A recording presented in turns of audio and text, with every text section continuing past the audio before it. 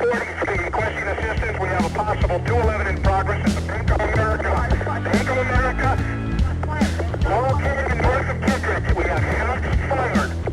All units, officer needs help. At the Bank of America, located north of Kittredge, officer needs help. Bank of America, 911, where's it, sir? I'm at a drive-thru right now. I ordered my food 3 times. I asked 4 different times to make it.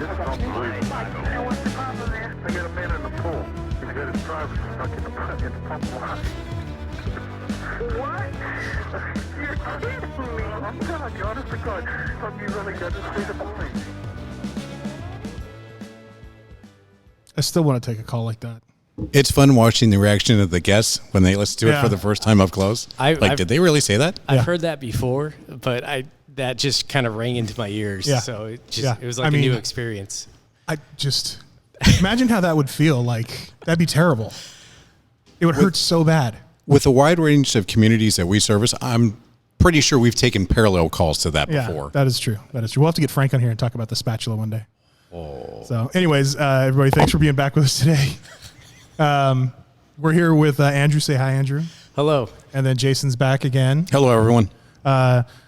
We've been kind of on hiatus because of work staffing and scheduling and all that stuff. It's been nice making money. So the recording is going to sound a little different today because we are in a different room of CrossFit 310.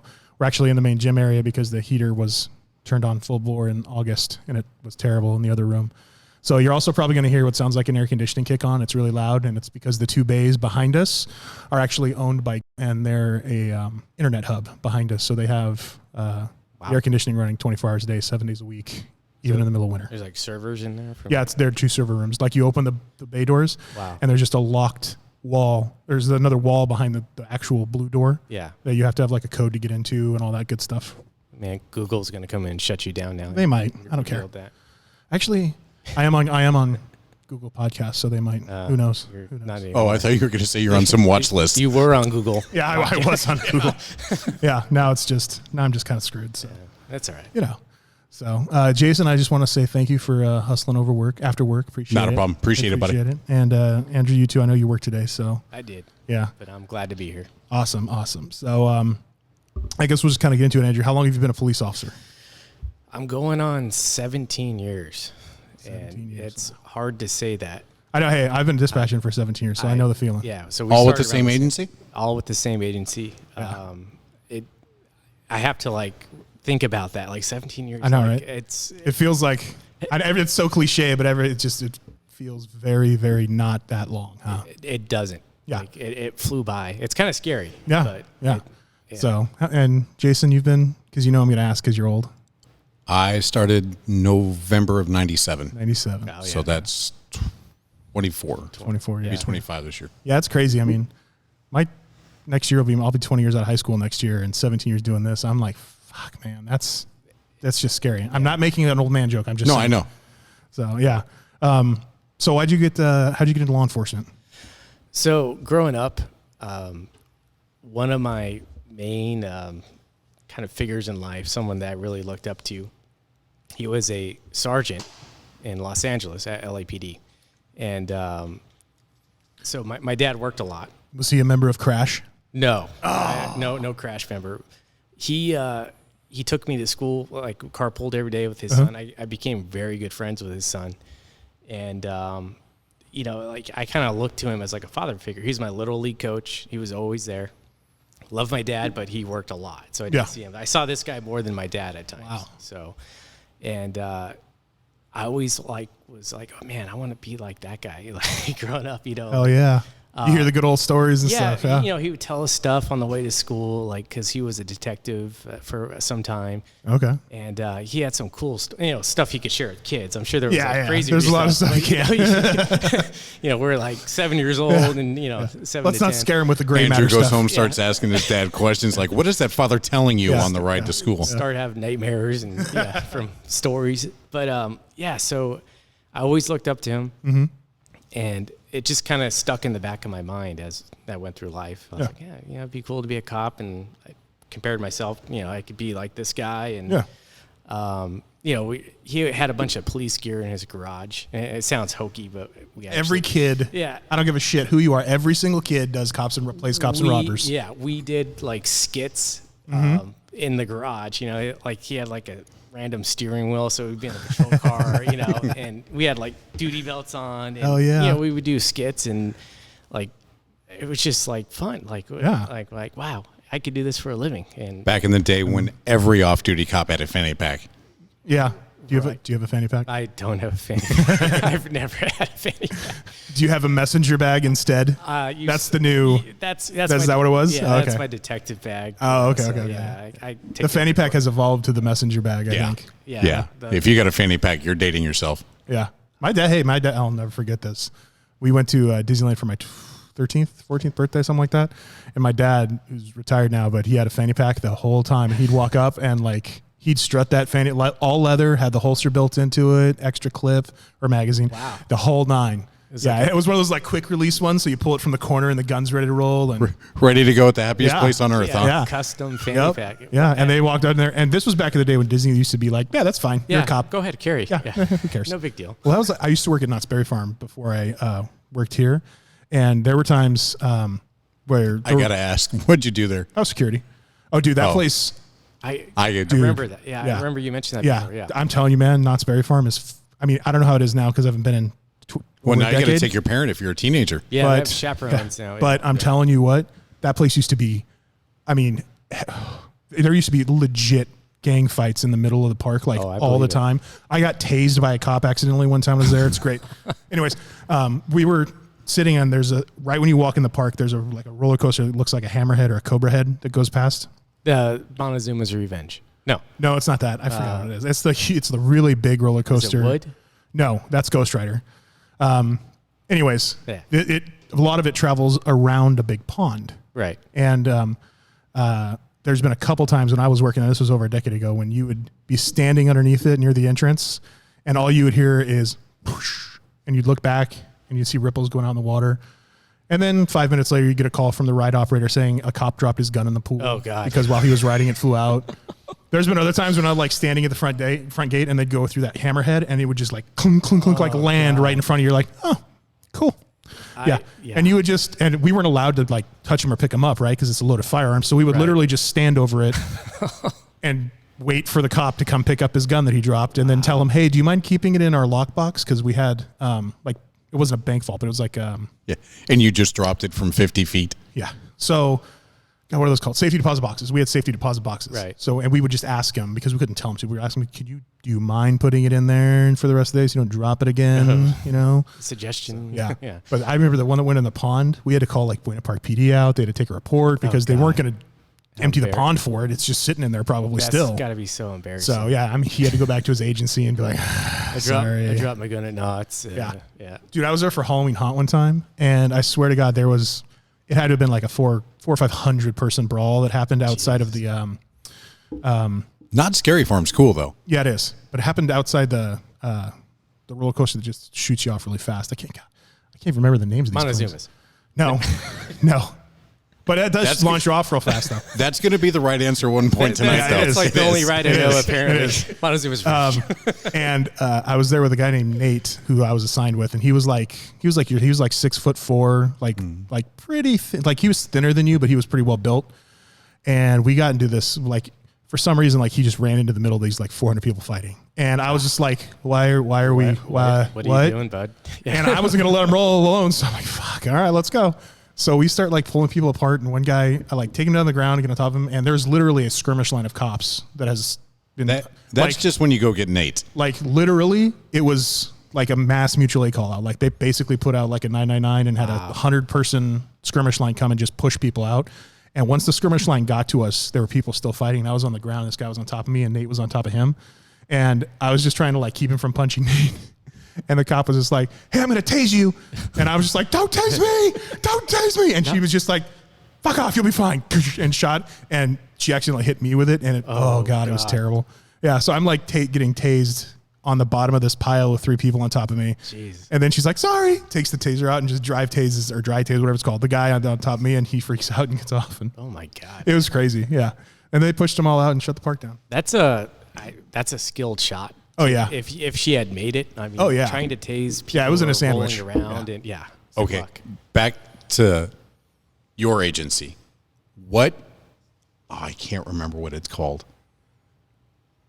But I was working in an incident in your city with a guy that wouldn't get off a bus, and an officer broadcasted bolo wrap deployed. Oh yeah, the bolo wrap. So This is something that was created well after my reserve days. Yeah. What in the world? First off, I had no idea what he was saying because I'd never heard the term bolo wrap. Yeah, like BOLOWRAPE. I think Like a so, bolo yeah. tie? Yeah, I think so. Yeah, Because you Or could- like a bow tie. but I think it's bolo. I don't quote me on this. Like be on the lookout, Bolo. It's trademarked like taser. You like know, I think but- that's the correct pronunciation.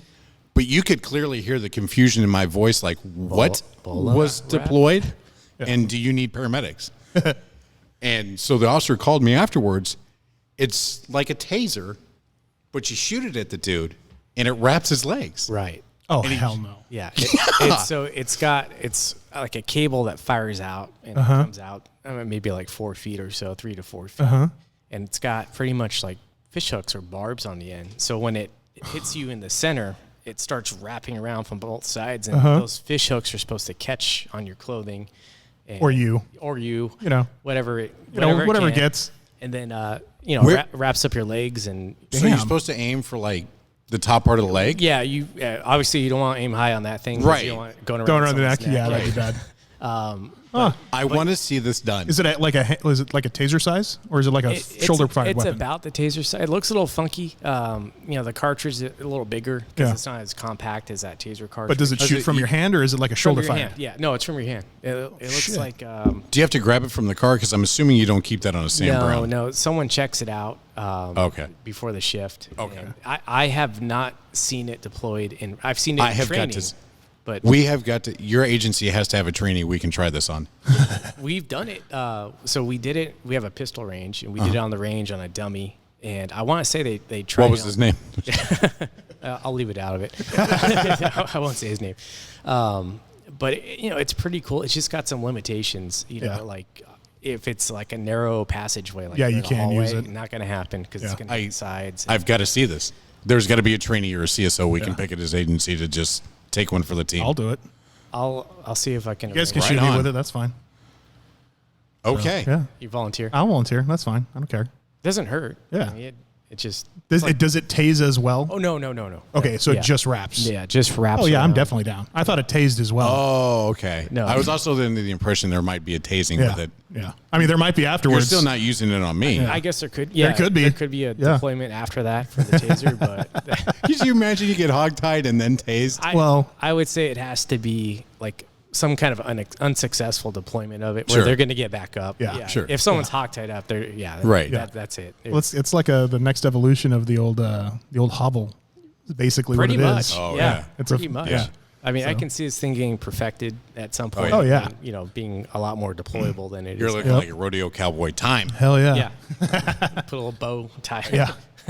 So I have to. I wasn't going to ask this question, but now since we're on the topic, I want to ask: what's in your opinion, at least, what's the most effective, less than lethal weapon you guys use? You know what?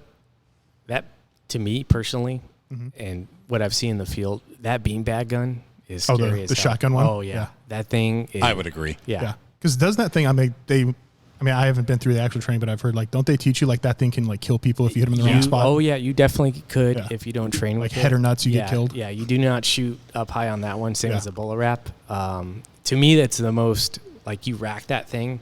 Oh yeah, well it's an old school Yeah, shotgun. Everybody's yeah, gonna be you like, oh got- shit. And you got someone's attention. Yeah. And that thing, I would never want to get. You couldn't pay me to take a hit. Oh with yeah, it. no. I remember this is totally off topic. I remember there was a Jackass episode one time. Yeah. So while you're taking one for the team, Yeah, Jeff, yeah. There was a Jackass take episode one for the 40. Ugh. Oh, no. Where they stood on a wall and they used it's like a claymore essentially, but it's in prisons. So it's a rubber ball claymore, Oh, yeah. and they just stood in front of a wall and just like, sure, blow the claymore off, we'll take it. I was like, you guys are fucking crazy. Yeah, that's nuts. Yeah. Yeah. They do some. Stupid. Yeah. Yeah, I'd but be- it's still I cool. mean, the title's so appropriate, though. Oh yeah. Oh yeah.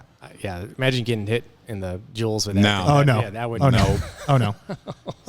Although I have to admit that, like, just from my dispatch experience, like, I think the taser is probably used more than anything.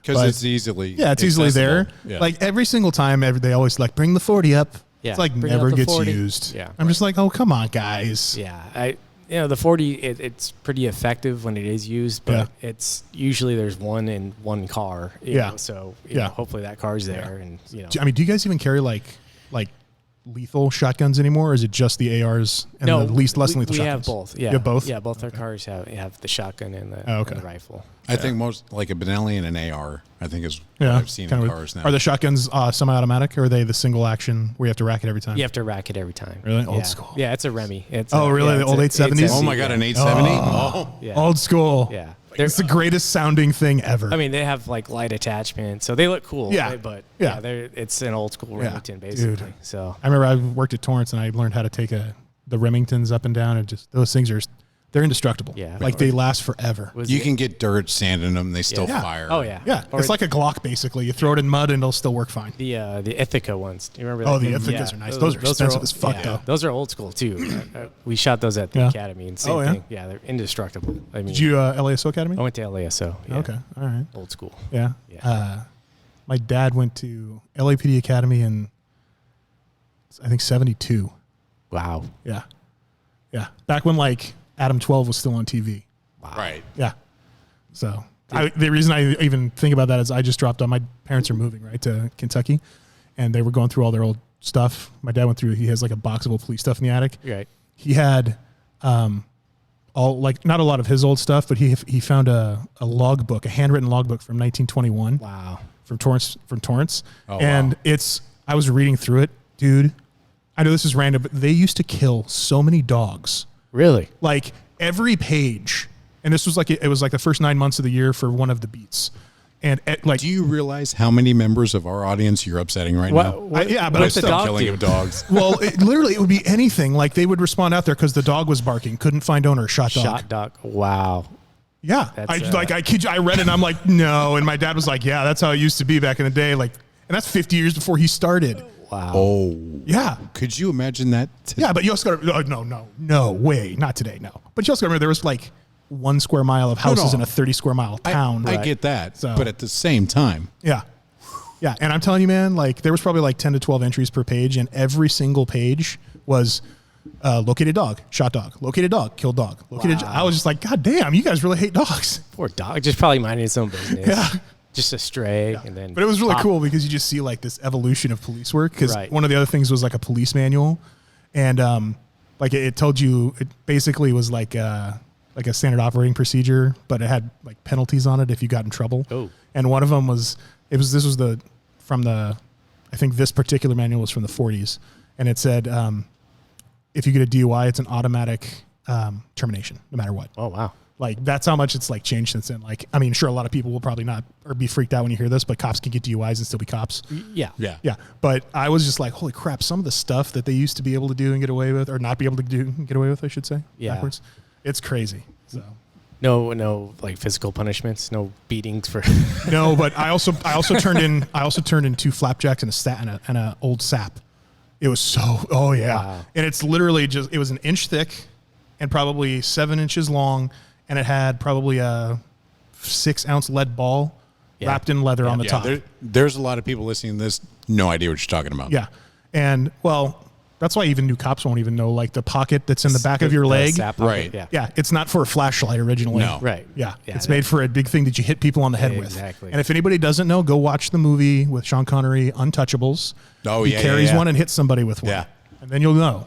And you'll have a great movie Yeah, reference. they used some. I was going through one of our offices, cleaning out some stuff, and I found a box like that had old logbooks. Uh-huh. And I found this chain. I was like, "What the hell is this thing?" It was like 2 T handles on each end, and it was probably like 6 or 7 inches long. I had no idea what it was, so I was asking people, like, "What's this for?" You know, it looks cool. Yeah. It's like chrome chain. And then finally, an older cop was like, "That's a come along." I'm like, "I'm sorry, what?" You'll need to define. So I guess what you do is you wrap that chain around someone's wrist and you hold the T handles together and you can twist it. So if someone's not coming along with you, you wrap Oh, it. so they're like old, like 3-generation handcuffs, basically. Yeah, I mean, it's not like a permanent restraint. It's Yeah. like, I don't know, like someone's in a bar. And Compliance technique. Like, hey, he's not coming out. Yeah. Okay, but come along, he'll come out because Yeah. that thing's got to hurt. I didn't do it to myself. Boy, you jump in this conversation at the wrong time. Yeah. Yeah. That's true. That's It's a true. different show. Yeah. This is not well, technically it's for adults. So Family friendlier. Or PG-13. PG-13? Yeah. I actually have to put the little check mark that says explicit language use every time I upload an episode. Can I? That's because Can I cuss? Oh, I've said fuck like 6 times already. Oh, Feel free. I'm so used to it. Yeah. now, Yeah. So we got way off topic, but it was kind of off topic. So. It's police related. Yeah. Yeah. Andrew's getting comfortable. Yeah. We're warm. Welcome to the show. Thank you. Happy to be here. So, of all the things you've experienced in 17 years, what's the best thing about being a cop? You know what? So I think the best thing is just the variety of work you get every day. I mean, you see things like I can't even describe to some people, and you see and hear Like things. a come along? Yeah, like no one's gonna know, right? Yeah. They probably still don't know just listening to that, but they're gonna have to Google it, and they're gonna be like, "Oh my God, that's the wrong thing." yeah. It's just Make sure the safe search is on. yeah. Don't. New work challenge. Oh man, Work that phrase into the radio. are you doing the word game? No, he was At saying work? no. Oh, So okay. we've got to make a broadcast in which we use that phrase. Yeah, we used to do that all the time. Yeah, Oh, you call it the word game? Yeah, or like dictionary game. Yeah, we yeah, do yeah. that Okay. briefing. Yeah, same You have thing. to use this Yeah. word at the beginning Yeah. of the briefing. Yeah. Kevin Smith used to be Any unit so with a come good along at it. identify? Yeah. Anyone Kevin got a Smith come used to be along? so good at that shit. And he'd think of like the most weird words. Like he'd be like, "All right, guys, the word of the day is diatribe," and like 3 minutes later, he'd have a call for service made up with the word diatribe in it. And you're like, "Fuck, how did you do that?" Yeah. He also literally reads a book a night, like one whole book a night. Wow. Yeah, he's one of those speed reader people. But anyways, back to you about your favorite thing about being a cop and the selection of different things you get to see. Just the variety. Like, Yeah. I mean, there's things obviously you don't want to see that, Yeah. you have to. And, Yeah. but there's a lot of good you see too. Oh yeah, Bouncing off of that, favorite assignment so far? That's a toughie. So I've done, I was a motor. You want me to go the other way? What's your least favorite Oh, assignment? no. Let me start with favorite. Let me just think about it. So I've done motor. Excuse you. I've Thank you. done FTO. You okay? Yeah. Want some water? no, I'm good. I'm Okay. good, thanks. Motor, FTO, detective, and I have a bunch of collateral duties that aren't special assignments, but I think So when we get to detectives, we're going to go deeper into that. So leave detectives I'll out leave of that, detective. Yeah. Yeah. and then go to favorite assignment minus detectives. Motor was probably the most fun. Just being on the motorcycle. I mean, I was Being young. hated by Writing all of tickets? society. Writing tickets just it's part of the motor just job. knowing you're going to be hated every day. It's not my favorite part. So like when I talk in front of like classes or whatever, like I kind of look. I'm like, I probably wrote some of you tickets, and please don't hate me. I was like, there's a so we used to do choir practice in the morning. Yeah. Which is we would go to the bar after work. hell yeah. Right. And this was during the task force days. There was a task force one night. We went to the bar at 6 a.m. after work to have drinks and breakfast. Which bar? Do you remember The bar? roadie. Dude, We went to the you don't have to roadie. ask. There's only one. Yeah, we always used to go to Wait, the roadie. which one's a Roadhouse, one I know Roadhouse. Crenshaw. Oh yeah. Yeah. Okay. All right. And anyways, we're sitting there eating breakfast, and the cook comes out of the kitchen, and the cop I'm with just stops eating. Just as soon as he sees him, just stops eating, and turns around. He's like, "Fuck! I literally arrested him 7 hours ago God. for DUI, and he's now made my breakfast." Oh god. Did he eat it already? He ate like half of it, but the cook hadn't walked into Okay, the so he bar hadn't yet, so seen we it don't yet. we don't think he saw it, but Yeah. we just stopped and he was like, "I'm not Okay. eating this anymore."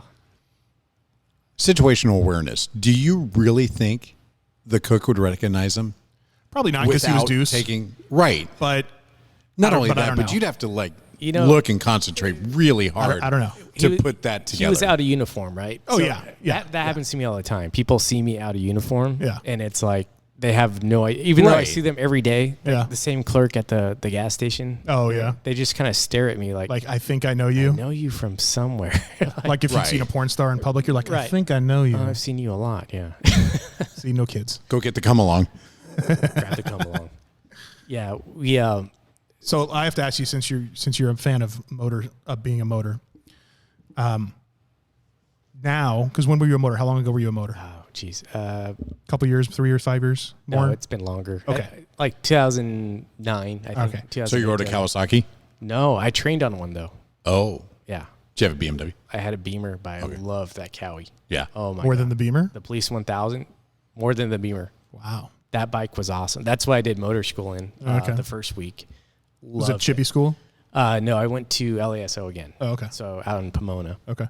And, dude, we crashed the fuck out of those bikes. Oh, yeah. I mean, like, I cannot believe those bikes were stolen. And who knows what happened The starter before. bikes. The starter bikes don't even have a front fairing on them. No, Yeah. no. Yeah, they just had the crash bars on the back, but they were so comfortable. They had the footboards. Uh-huh. So you The full boards like a Harley? Oh, man. Yeah. So comfortable compared to the Beamer. Have you, does your agency use the Africas now, or do they still use Beamers? No, they're still in the Beamer. Okay. Yeah. Have you been on one of the police Africas? No, I haven't. So I'm curious to talk, I haven't talked to anybody who's been on one of the Africa. A lot of agencies are moving to the Honda Africa. I was going to say, Yeah, the sports. Honda. Yeah. Yeah, because it's like, it's super light. It goes anywhere because it's one of those like, it's like a GS 1200 basically. Yeah, I'd say it's a little more agile than yeah. the Yeah. the 1200 RTPs that Yeah. they're riding. Does it have all the BMW accessories though? The warming handles and the Yeah, warming the seat seat and warmer, all that, got to you know? warm your butt. you know. Probably not. Probably not. But my question was going to be, has your opinion of writing citations changed with your time on? Is a citation still just a cite part of the job, or has it become a attitude adjustment or a tool for attitude adjustment? My citation writing has gone down significantly over the years. I think every cop's like that though. Yeah, it's like on the motor, it's your job. You're doing traffic Right. enforcement. I get it. You have to Yeah. do your job. But over the years, it's pretty much gone way, way, way down. Like, there's very warnings. few older cops like that have hit that close to that 20-year mark that Yeah. are still out there, writing cites and stuff. Unless it's like you cut me off and almost crashed into me, Not even that. or you're a dick. Something egregious. But most Yeah. most motors though, that's not easy to say. That's like them. They're riding until they're dying. Oh yeah. No, And that's true. That's true. yeah, So the hazard pay's nice. the hazard pay was good. Yeah, I'm the not gonna hazard pay is complain always about nice. that. I You guys also take home your bikes, right? we can take home the bike. 3 hours for bike So cleaning. unfortunately, where I lived, I didn't have a garage at the time, so I had to commute in. So I had that. Oh, is that was a rule kinda- that you have to have an enclosed Yeah, you garage? gotta Yeah, secure most that thing. agencies you have to have somewhere it's enclosed and you lock it up. And Oh, okay. Yeah. Do you guys have like a limit of how far away you could live to? There is some kind of cap. Yeah. It's pretty high from what I remember, but So- most people live within it. Like, Another- you another can't story- live, you're not going to live in Utah and Yeah. ride it. my former agency didn't have one until a couple of motors moved to Tehachapi. Oh, geez. So that's a my Oh. dad's agency, he was in the back room in '92 when we moved from Carson to Temecula. So he took home, and he was a sergeant at the time. So he had a take-home car, right? He's in the back room. He had an late '80s Mustang GT, the 5-liter, that got like 8 miles to the gallon, right? And that Right. was his take-home car. Yeah. And he drove every single day, 4 days a week, from Temecula and back. So like it's 93 miles, I think, from the station to our house. So he put 180 miles a day on the car. Oh, my God. And he did it for, I want to say he did it for close to 8 years. And then like after he retired in 03, he retired out of the back room. As a lieutenant, after they retired, the policy changed very quickly. You have to live within 50 miles of work. I don't know what it is now, but that's what it was back. I was just like, Wow. Yeah. I already knew when they changed it because at that time I worked, I was like, oh, this was because of him. That's a lot of miles. Oh, yeah. Yeah. Oh, All yeah. right. So leaving motors out of it, leaving the detective bureau out of it, what assignment did you not like? That you jumped for, thought you'd like it, and it sucked. So What was it? Here it comes with a little caveat though. So it's not that it's my least favorite. Okay. It was the most stressful, and that was gotta be FTO. FTO. Yeah. 100%. I mean, not only are you responsible for your own life, but this other guy or gal in the car that doesn't know anything. Yeah. Not only that, it's a lot of writing. A lot of writing, a lot of evaluations. I mean, Yeah. a lot of late nights because they're doing a report. Yeah, and never read the there's six report. and there's We six even have reports the down. equivalent of that for us at our work. Yeah. Oh, I think that's across a lot of different professions, just the training component of it. But at the same time, like I don't know about you, because when I train, at least, it's one of the most rewarding too at the end of it, because 100%. not only do you see like the outcome of like you Right. help somebody achieve like this job, and now that you know that they're safe and competent doing it, but at the same time, like to me at least, it taught me how to communicate with other people better, because like now I know different like ways and methods of like, if I'm trying to explain something to somebody and I see Jason's glossed over deer in the headlights look, I can rephrase it to something like another way so that he can actually understand. Kinda like that. Yes. They can't see your middle finger, Jason. Yeah, no, totally rewarding. And I don't want to say it was my least favorite because it did have that reward aspect. Yeah. But I got to admit, though, there's a part of it. It's a young man's game. Oh, yeah. Oh, it totally is. You gotta have. I was at my sharpest when I was an FTO. And, you know, it's crazy now. Like, I trained a guy who was promoted to sergeant. Isn't that weird? I'm like, oh, my God. And he was a training officer. So it's like I have training grandchildren. You know, like, I'm like, oh, my. Yeah. I'm getting old, man. I got grandkids at the station. Yeah. I mean, I mean, at least in my experience of it is obviously just dispatch, but in the field, obviously the boot car is always getting, 6, 7, 8, 9, 10 report calls at least a day. Yeah. So you're stuck with paper like all the time. All the time. But I guess that's kind of like the equivalent when you're training in dispatch and you're expected to be the first person on the phone every single time it rings all the time. You got to get that experience. Like, I mean, you get bombarded when you're having dispatch. Like, how else are you going to learn? Yeah, no, I get that, but at the same time, it's like, damn. Okay, so when I was training, I totally agree with the philosophy. Hammer them with everything. Did they have radios back then? But no. What about computers? God. Couldn't go one episode, could you? No, I couldn't go one episode, could you? Hey, wear it with back in the day, you had to write it on the card and then put it on a conveyor belt? Don Dorman taught me a great piece of trivia in law enforcement history, real quick. Do you know how the phrase BO came to order? I've always wondered that. Please, I have no idea. So back in the day when police officers had call boxes, they go around checking, hey, do we have any calls for service? Once again, watch Untouchables, you'll understand. Right. There's lights on top. If the light didn't work, it was burnt out. So they reported a BO call box for burnt out. Holy shit, I did not know that. My mind Don Dorman told me that this week. It was the coolest thing. I always thought it was like a military thing that made it over. I had no idea. Wow. I always thought it meant broken or out of order. Yeah. That one would assume, right? And it totally makes sense. Huh. I thought it was the coolest thing. It does. Yeah. That's one of those weird terms we throw around all the time. But anyway, so getting back to what we were talking about with training, I thoroughly believe, though, with the philosophy, hammer them with everything, get them as much work as you can, but you can make them short circuit too. Oh, yeah. You've got to be watching the reaction, and sometimes you do have to slow it down. Yeah. So when I first I had an older FTO, really nice guy, like one of the nicest guys you would ever meet. Hard to believe he's a cop kind of guy. It doesn't fit that mold that people think of when you think of cops. But he loaded me with paper he was like the writing car, So I was down at one point like 14 reports. Oh, and Jesus. I was just like, wow, is this like, this is what we do? Like, this isn't the show Cops. Yeah. And so it was good. I don't have a problem, right? I've always been a pretty good writer. Mm-hmm. So writing wasn't a challenge for me on training. So I didn't need 14 reports. I needed contacts with people, because, I'm fresh out of college, I don't know anything from anything at this point. How old were you when you started? 23. Okay. What year? 2005. I graduated. 05. When I started as a reserve, 94, imagine being down that many paper and handwriting them. Yeah. Doesn't LAPD still handwrite paper? No idea. Those preliminary reports, I forget. Okay. I think they handwrite most of them were those. check the box, though. Yeah, they're allowed to check boxes. But after I finished that cycle of training, that 14 reports a day kind of thing, I got to my next FTO on graveyards, and graveyards, bread and butter is making traffic stops, go hunting, finding things, So I got out there, and he was just like, "What the fuck is wrong with you? Like, why aren't you stopping cars?" Like, I'm waiting for reports to come out. Why are we not in Imperial and Aviation looking for something to shake? Yeah, he yelled at me like for the first few weeks. It was like a readjustment phase. Oh yeah. I caught on after that, but I was like, wow, like I wasn't ready for that next cycle. I don't think I did one traffic stop on that first cycle. Oh, and it was. Wow. That's harsh. Yeah. But after that, I kind of started getting it. It clicked pretty easily after that, I guess. Somewhat.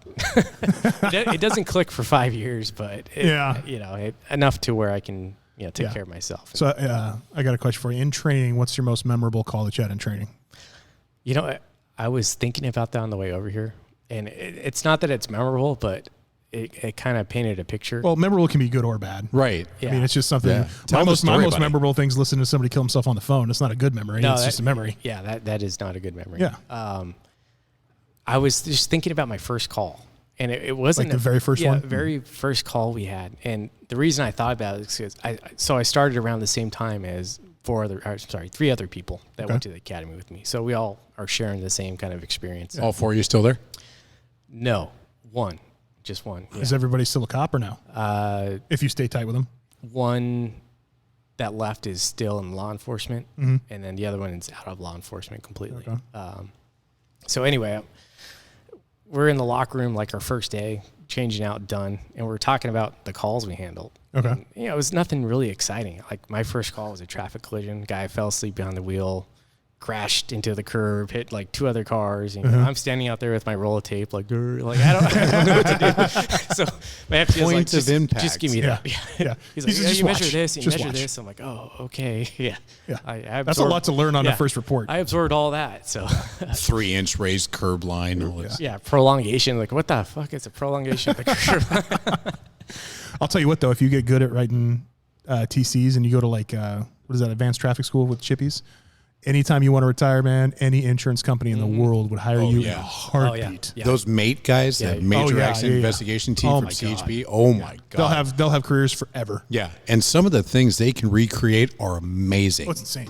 Does your drone team recreate TCs yet? Not yet. We're looking into it. We're doing some 3D mapping research right now. Okay. So When I was doing a post video for the drone technology, they had it come out there. This was a few years ago, but they're like a 3D, 4D reconstruction team, and they were going through some of the stuff they've done with CHP, and like they did one with CHP, and they did one with, I think it was any fire, where they had like a 7 or 8 body recovery from a building where they reconstructed the entire building, like floor by floor, body location, start of the fire location, and then they showed us a couple of the TC reconstructions where it's crazy because like it's like on any other reconstruction, like it's just math on a paper, right? But these, like, you can literally go into the computer and it's like a CAD, right? So you can, or a computer aided, I was about to say computer aided dispatch.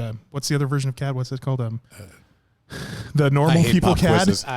you're going. Anyways, where you can literally like go in and like interact with the crime scene. So you can like go in and click and like move it around in every direction to see it from different angles. Bless you. And like it had like automatic measuring stuff. So like if you were looking at it straight ahead, and you needed to know the measurement of like how long a skid was or a brake skid was, you could literally flip the map 90 degrees. So you're looking at it this way and then measure it down. And it was crazy. It's insane. I mean, they can measure, so they do crush, and then fatal TCs is calculate how fast something was going. And these drones, the way they map, you can actually calculate crush off that 3D model. It's incredible. Yeah. And the crazy thing is like, because that kind of recon, like those MATE guys, it'll take like what?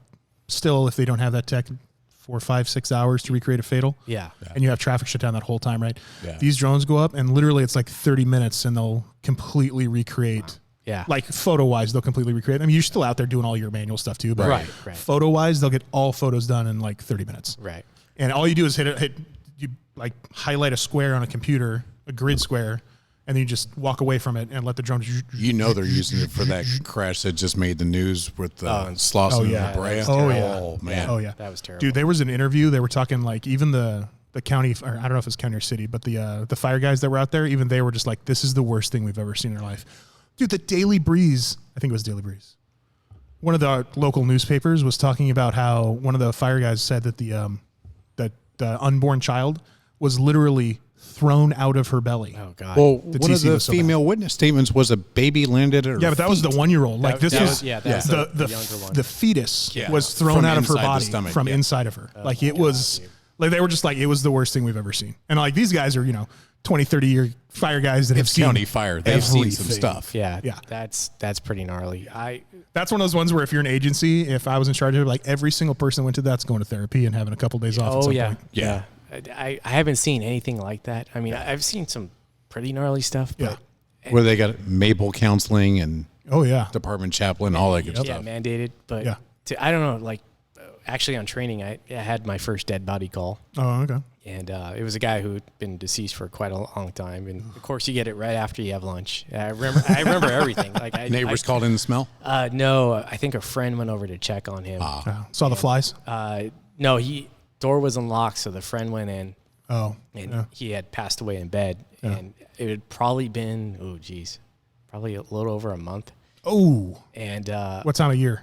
it Was was it summer? No, it was December. Thank God. Okay. Yeah. Yeah. That helps a little. No, it does. I've Still- had one in Yeah. December A like that. month? Yeah, or in July. Yeah. Oh, it was well, pretty gnarly. We just took one for our Yeah. northernmost city where it was a neighbor that called in and said, there's like, you can't see through the window because of the flies and there's a bad God. smell. Yeah. And the reason they called it in is because the smell was so bad they had to shut all their doors and windows, and it was so hot that they just couldn't take it with all the windows shut in their apartment anymore. Jeez. Yeah, it was. I was just like, Yeah. okay. Yeah. We when I first got on that call, the RP, the person who found him, was outside throwing up, and I'm like, okay, This is gonna be bad. this is gonna be bad. Was this long enough ago where you had a Vicks or a cigar in the room No, and by the way, I learned don't use Vicks. because it clears your nostrils? It opens. Some coroner was laughing at me on a really bad one in July, and he's like, "Dude, don't ever put Vicks under your nose." I'm like, "Really?" He's like, "Yeah, you dummy! Like, it opens everything up." I'm like, "Oh, So a guy I used to ride with, smartest thing, kept cigars in his war bag.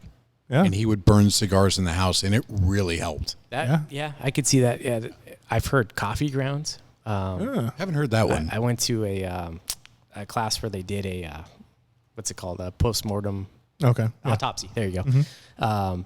And it was in Riverside, and one of the corners was like, yeah, if we have really bad decomp, we have a thing of coffee grounds, and they sprinkle it around Makes a little sense. bit, and it drowns it out. Apparently, I haven't tried it, but that was Those corners are probably so desensitized to the smells, though. That I But- smell that on a different Yeah. level than they do. Yeah. But if you're looking for a trick, they'd be the best source. Oh, absolutely. Yeah. Absolutely. But- I remember one of our dispatchers, she's a lateral, but she was telling, I think it was her.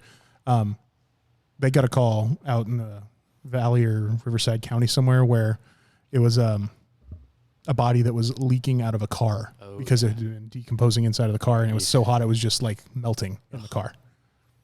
Yeah. That I doesn't know, sound right? fun. Doesn't it sound terrible? That doesn't sound fun. All right, moving on. This is such a cheerful Such a conversation. cheerful part of I'm this. sorry. All right. We're going to get in the good stuff now. We're talking to the Detective Bureau. Detective Bureau. Of all the favorite desk, Well, first of all, hang on. How long have you been a detective? Not long. So I went back. It's been a little over a year. Okay. And how long are your evolutions there? We're supposed to do 4 years. Okay. And then can you re-up again? That's with the extension. Oh, that's with the extension, So okay. it's 3 years and 2 6-month extensions. Okay.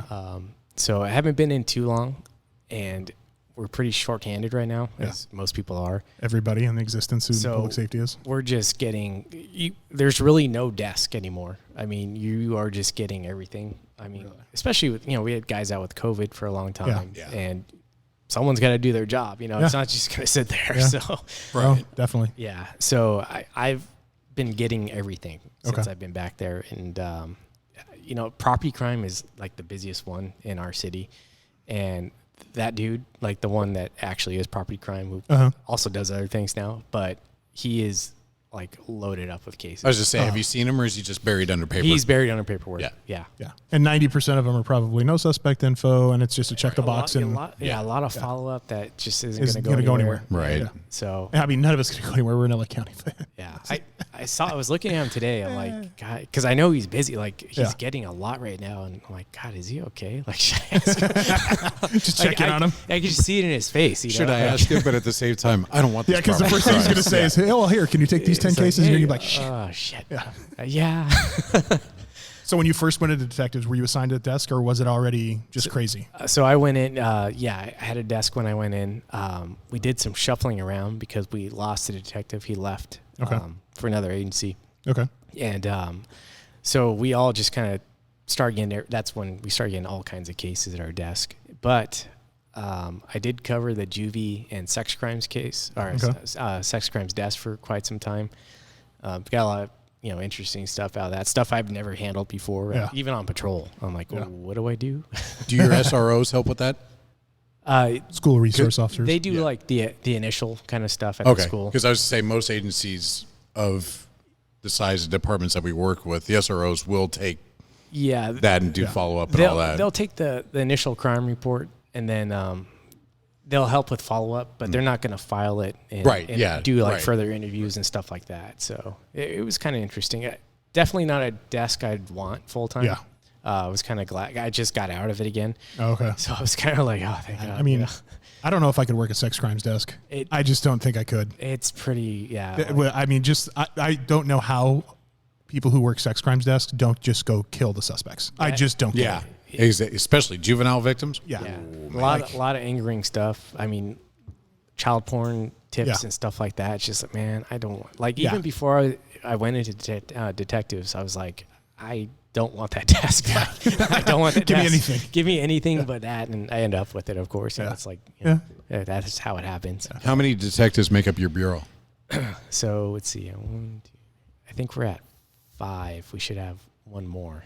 So yeah, we're missing one. So And then one sergeant, one lieutenant, or just a sergeant? one or? sergeant, one lieutenant. Okay. Yeah. And do they share duties too? Or are That's- they just like in charge? No, they share. So the sergeant kind of filters the reports coming in, Yeah. seeing what's workable, what's not, Uh-huh. signs them out.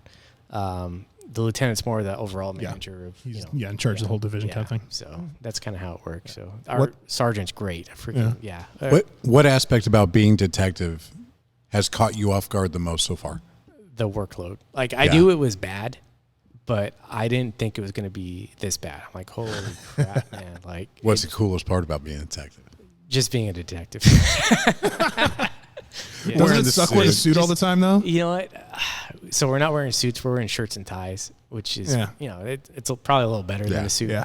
I don't mind throwing on a suit for court and stuff like Yeah. that, but just it's a cool job. Like, Absolutely. you're taking things to the next level that you didn't do in patrol. You Yeah. know, you're following through with things. That's one of the like downfalls I think of a lot of like patrol stuff, and then like even up in dispatch too, where you just do the initial part of it, and then it's just on to the next thing, That's it. and you never Yeah. know what happens to it You at the have end. no That's idea.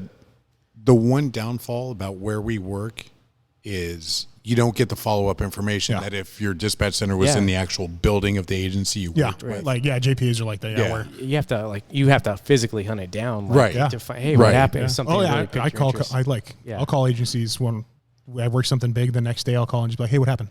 Well, Yeah. for Yeah. example, this man right here, your drone team, you guys helped out. Yeah, that was a big thing. Haven't heard a thing since the armored car robbery.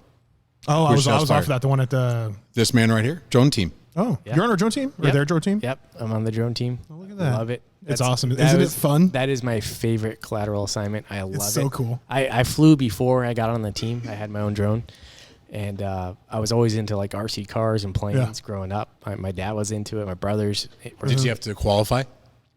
So in the beginning, not really. We have to take the Part 107 test. So that's kind of like, It's an FAA license. yeah. Okay. It's just a written exam though, right? I mean, at least it used to be. I don't know if It's a still is. multiple choice exam. Yeah, I forget how many. It's like 80 or 100 questions. Yeah. It's If you study, it's idiot proof. if you study. Yeah, that's the operative Yeah. word. If you don't study, you're gonna fail. But if you think- study, it's yeah, idiot proof. if you think it's going to be like, I can probably guess. No, you're going to fail that thing. I'm gonna. so. Do you guys have a?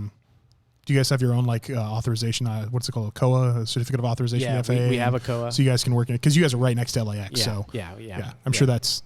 I'm sure that was a big push in the beginning of. LAX. By the way, the tower there is great. Really? They're really easy to work with. We have a good relationship with them. awesome. Or else we probably Yeah. would be grounded. There's no way we can operate there. So, because the people that don't know, just without saying the name of the city, it's literally butts up to the south side of LAX. Yes, like yeah. it's on LAX I property could essentially. throw a rock and it will land in LAX. Yeah. So I mean, because I'm not gonna geek out on drones. I could literally have a 6-hour I was gonna say, conversation. this is a whole nother Don't episode. get me started. Yeah, like I'm telling you, man, it's just from. I'll just keep it short and say that the benefits of it haven't even begun to be shown yet. No. I agree. And Yeah. you're talking like even on the most cheap end for an actual like manned helicopter crew, you're talking $300 to $500 an hour to operate. Oh yeah. Not including salary for the people on board. Maintenance and all the Yeah. other stuff. I you have to totally do. agree with you, but there will always be a benefit for an air unit. Oh yeah. There will be. Yeah. Absolutely. But when you look at it from like a dollars and cents standpoint, Oh, absolutely. it's what, like $25, I think, is the average to operate a drone per hour, Right. not including salary. Yeah. I mean, it's just, and the Charging batteries, not the refueling. stupid simplicity of them. I remember watching a termination of pursuit that LASO had. SCB came out because the guy refused to get out of the car. And instead of boxing him in with like Bearcats and all this stuff because his car was disabled, he was refusing to get out of the car. So they literally just landed a drone on his hood to look inside the car and talk to him. Wow. And they just talked to him through the PA and had a camera on his face the whole time. That's And- the lives that a drone can save, like that's that crazy. benefit that we haven't seen yet because it's not as widely used. But sending it in ahead of a team, I mean, it's insane. irreplaceable. And they have, I don't know what do you guys use DJI products? Mostly, we have some other ones now, and we're looking at some different products. But I think most people remember what the DJI. actual name of it is. But do you guys have any of the ceiling crawler ones? So they have. Remember drones when you now. said you weren't going to geek out about this? Yeah, that literally it's basically just protections on top of the propellers so that you can fly it up onto a ceiling, right, and then just drive on the ceiling Just basically. roll on- yeah. Yeah. I mean, it's. I'll stop. Sorry. I kind of don't want to, but it's okay. We'll do it for Jason. It's so fun. Do what you want to do, man. All right, one last thing. No, One no, last thing. One last There- thing. when I was in that I don't want to cause a fight. when I was in that post class. I just don't want to circle back around at the come along again. Yeah. I was in that post class and there was this I forgot what county it was, super rural county up in Northern California where it was like, All of them. River City? Yeah. it was, River we were City's doing up it for there, River City, right? But he was saying there's like, Great place to live. it's like a multiple 100 square mile county and it's so ag that they have 3 deputies on a graveyard shift. Yeah. So each deputy would have like 50 to 100 square miles to cover. You're right. And he was just saying the drones make it so easy because literally we'll respond to the scene of something and we'll just fly the farm on a drone and use the shit. What's the heat camera? What's it called? The FLIR. The FLIR camera on Yeah. the drone and just see the person we're looking for right there. Yeah. And we don't have to do anything. Yeah. It's just, we just hover over him and then we just wait for him to come to us because we don't have the bodies to go in and get him. He'll get tired eventually and come back to us, or we'll wait the 7 hours for the Wait it backup out. to get there. Yeah. And I was just like, holy shit, That's crazy. Yeah. And even the fire departments, like it hasn't even begun to be used on fire departments yet. Like has your agency's fire department started using it? I don't think so. I think they were looking into it. It's kind of hard to get off the ground initially. Yeah. And they may lean on us a little more, Yeah. but I could see them getting their own eventually. Dude, it'll be the first, when it picks up for the fire department, it'll be the first tool that's put into any burning building. Oh, yeah. Oh, yeah. Yeah. So that a firefighter never Easily. has to go in without that's knowing right. what's inside. 100%. Because they already use those portable FLIR cameras to look into buildings through Yeah, walls the and heat stuff. sensor. Yeah. Yeah. So I'll stop because I'll go down the rabbit hole. It's okay. We'll do it later. Jason's sitting here like, shut the fuck up. So what? I know you don't have an assigned desk, but what is like your primary duty in detectives right now? Like, do you have like, even though you work like multiple different quote unquote desks, is there one that you're in charge of? Yeah. So I'm the liaison with the court. So all misdemeanor cases go to me. And we have a lot of those, obviously. Does your city have its own city attorney? We don't. No, So you guys rely on the county? We rely on the county. I'm sorry. Yeah, it's okay. It should make most things easier though. It's frustrating. Well, I still What have to do the cities work. do besides your dad's former agency? I know that the city south of you guys has a city prosecutor, but Yeah. for only for municipal codes. Code enforcement stuff. Yeah. Okay. I don't know of any other than the big cities that have for misdemeanor and felony. Because I also know that the county has to grant approval. Redondo does. I know Redondo does. Yeah. We Because tried to use and the county, good old Gascon said nope. yeah. That's right. I remember that. Yeah, it's so I still have to do the work. I get the case. I still have to file things, which it's frustrating because you're doing all that work and then you know what the end result's going to be. Yeah, of But, course. Yeah, it's just the way it is, and I got to do it. And then I get a lot of our discovery requests, for the DA's office. Yeah. Those are very time consuming, like combing Really? through body camera footage. Yeah, those take up a lot of time. That sucks. That should be a civilian assignment. I don't know if it can be though. I did it as a CSO. It Really? was. Yeah, it was all. Granted, we didn't have body video, but it was all putting packages together. Yeah, it was but they want a detective in there to do follow up. So the CSO wasn't doing the follow up. Yeah. And they want to kind of flip that around and almost make it like a junior detective spot, so Gotcha. to speak, and then get you into a desk when one opens up, kind of thing. Oh, so you're a Gotcha. junior detective now? I am the junior detective. Yeah. Oh, yeah. My serial Does your number badge say does junior not detective? matter. Yeah. Oh yeah, that's right. You have to trade in your badge and get one that says I don't know if you detective. do you guys have to do that too? Do you guys I have still a do that? detective badge. Yeah. Do you? Yeah. Oh. But there's no number. It's just your time in that division. Uh-huh. So I am the bottom guy. Yeah. Yeah, on the totem pole. Yeah. Hence another cool part about being a detective. Right. That says Yeah. detective. slap that baby down right there. What's the so when you went from, I'm assuming you were in patrol before you went to detectives, or motor before I when was you in went to detectives? patrol, yeah. What additional training did they make you go through when you first got into detectives? Pretty early on. So I learned the court liaison stuff first from our non-sworn guy. That was, I was gonna say, that's all in-house training? He was retiring, and I had a limited amount of time to learn what he was doing. So did that first, and then I went to a 2-week detective school up in Fresno. Fresno was awesome. It's by River City. It's by River City. I imagine it is. Do you interview and interrogation school, all that good stuff? That was included. They have separate schools for that. I haven't been yet, but they do touch a lot on interviewing in that school. So is that like what's the main thing they cover in detective school in the first 2 weeks? Is it like policy procedures? No, because everyone's going to have different stuff. Yeah. Their agencies. It is a lot to do with interview techniques, like a cognitive interview, where someone can't remember something and you're trying to get that memory out of them. And mind you, these are like Fresno County sheriffs that are teaching it, so they've seen the shit. They have a lot of good stories, and homicides and everything in between. So a lot of the stuff they taught, I'm like, God, I probably is this applicable? Yeah, I don't know if I'm going to talk. I mean, let's be real. When was the last homicide you guys had? We had a murder suicide. Rec Park. It was a couple years Rec ago. Park. Yeah. Did you take it? I was on. I remember who the dispatcher was, and it wasn't me. I think I was Manhattan. I think I sent mutual aid. Oh, okay. Yeah, you probably did. It was just in the middle of the park? The north parking lot, domestic, it's a couple from like Pomona or something in a pickup truck. And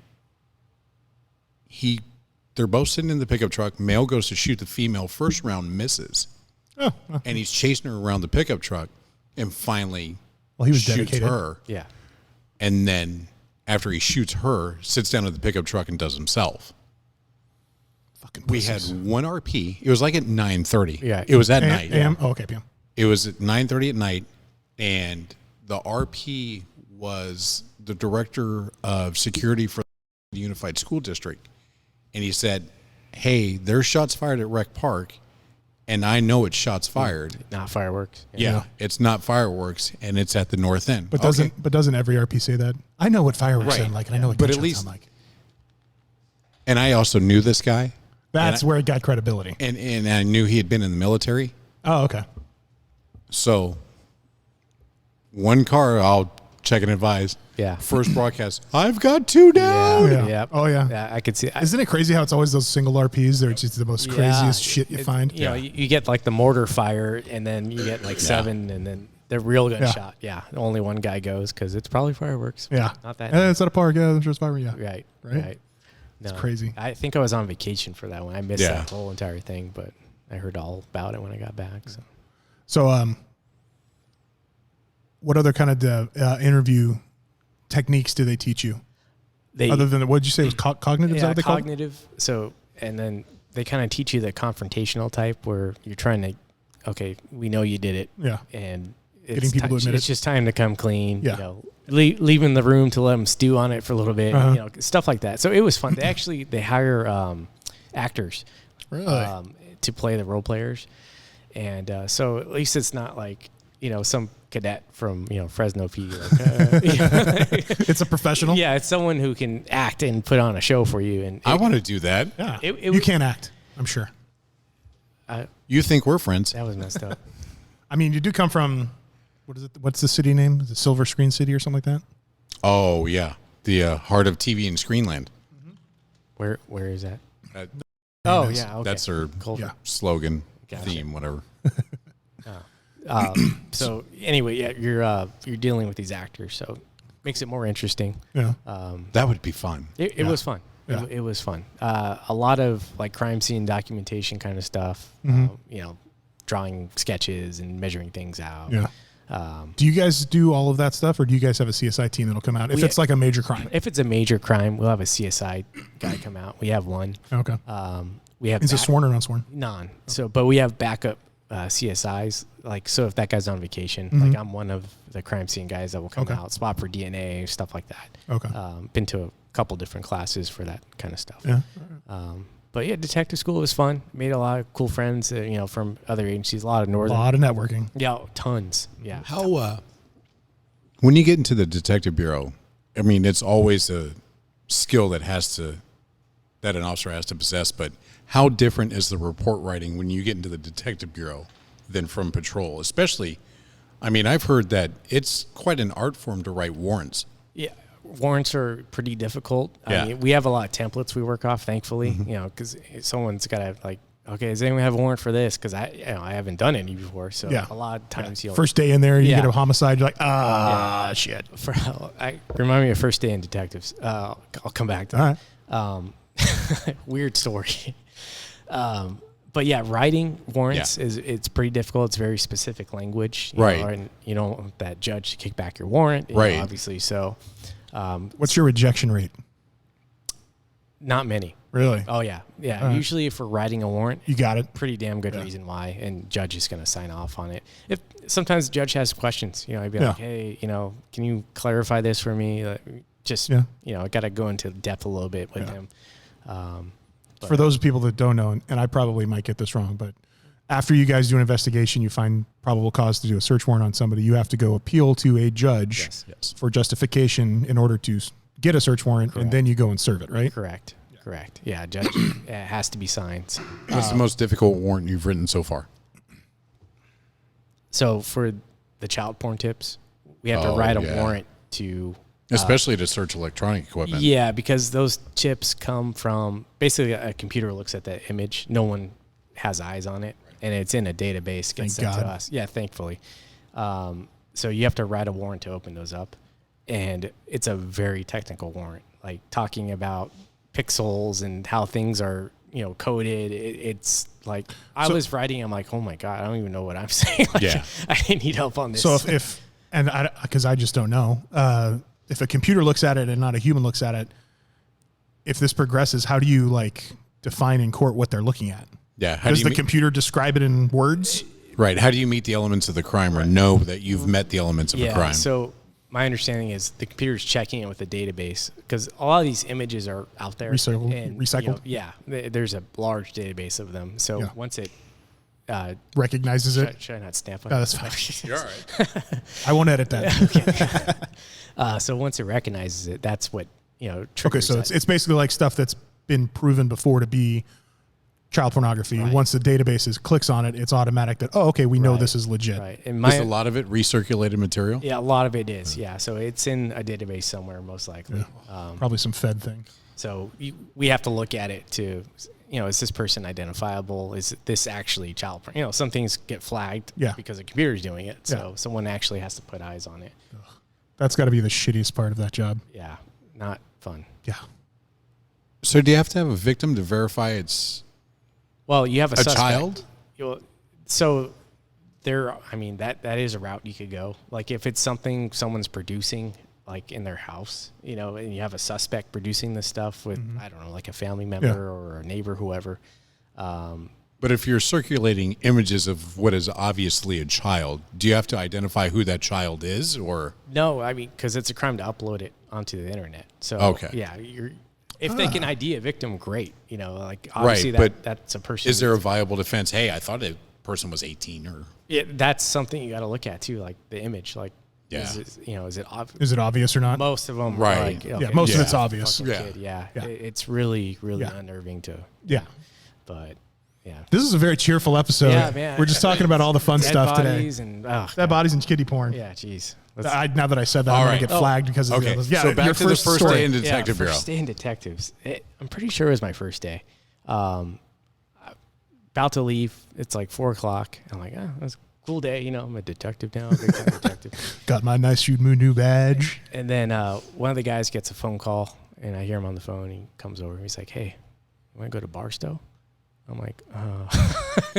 There's a random question. Yeah. So just so people know, Barstow's 60, 70, if not further miles away, probably longer. Yeah, halfway to I thought Vegas. Barstow was like the halfway point to Vegas. Okay. It's Oh, yeah, out it is. there. Isn't, no, wait. Baker's More than halfway. okay. So Barstow's probably over 100 miles away from your city through the heart of LA traffic Yes. at 4 in the afternoon. 4 in the afternoon. And then in some hot inland areas. Yeah. So you're talking at least a 3-hour drive. It was summertime. a 3-hour journey. Yeah. Tour. So he's asking me this 3 hour.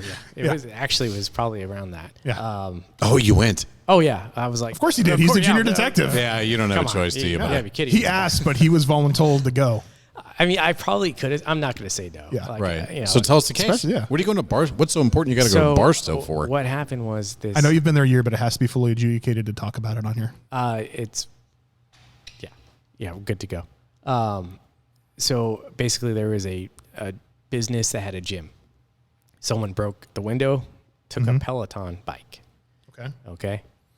We had video of the dude, but it was like we have no idea who this guy is. And this occurred in your city. This occurred in our city. Okay. So we sent out a crime bulletin.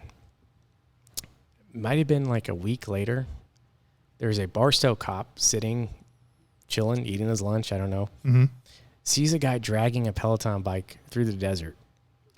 And he's like, It is Barstow. wait So a apparently it's a 7-day walk to Barstow. Well, dragging a Peloton. unless he rode it. I mean, I don't know if he got that thing going, but so Just walking down the freeway dragging a So- Peloton. I don't think Andrew knows how a Peloton works, but we'll go on. No, I don't think that guy knew how the Peloton worked. Yeah. Trust me, I know how it works.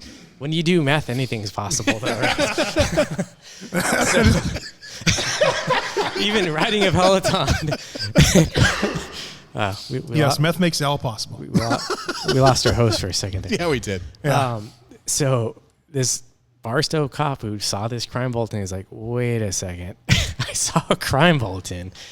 And sure as shit. That is the most random shit ever. No shit. What's a Barstow cop looking at a crime bulletin from the South Bay? Well, they put out the shit them out on those I mean, I JDICs. get it, we but get I him guess in our there's nothing else to look at in Barstow anyway. We get him in our email, so Yeah. he's probably scrolling through. I mean, Yeah. I look at probably 20 to 30 a day. I don't know. Yeah.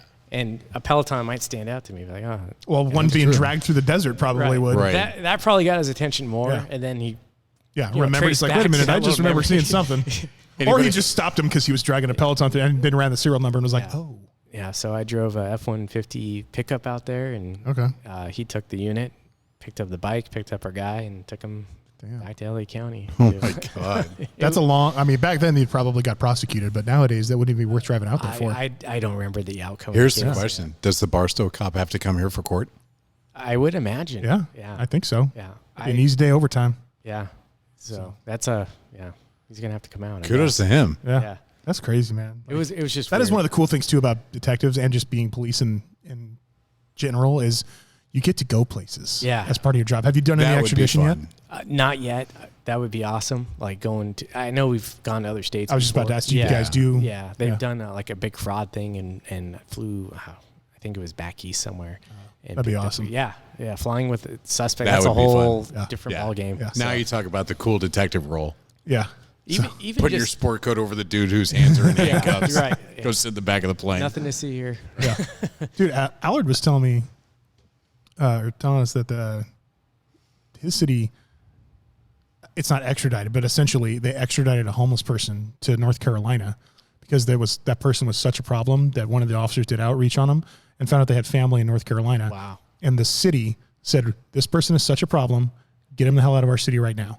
So they said, well, we can take him to North Carolina, but we have to care for him. We can't just throw him in a bus. And they just said, here's 3 tickets, fly him to North Carolina. Wow. So they flew a homeless person to North Carolina. Dude, that's crazy. Yeah. Isn't that I mean, talk about outreach. That's Yeah, a great story. that- That's PR for the city right there, too. Yeah, reunited North Carolina. Wow.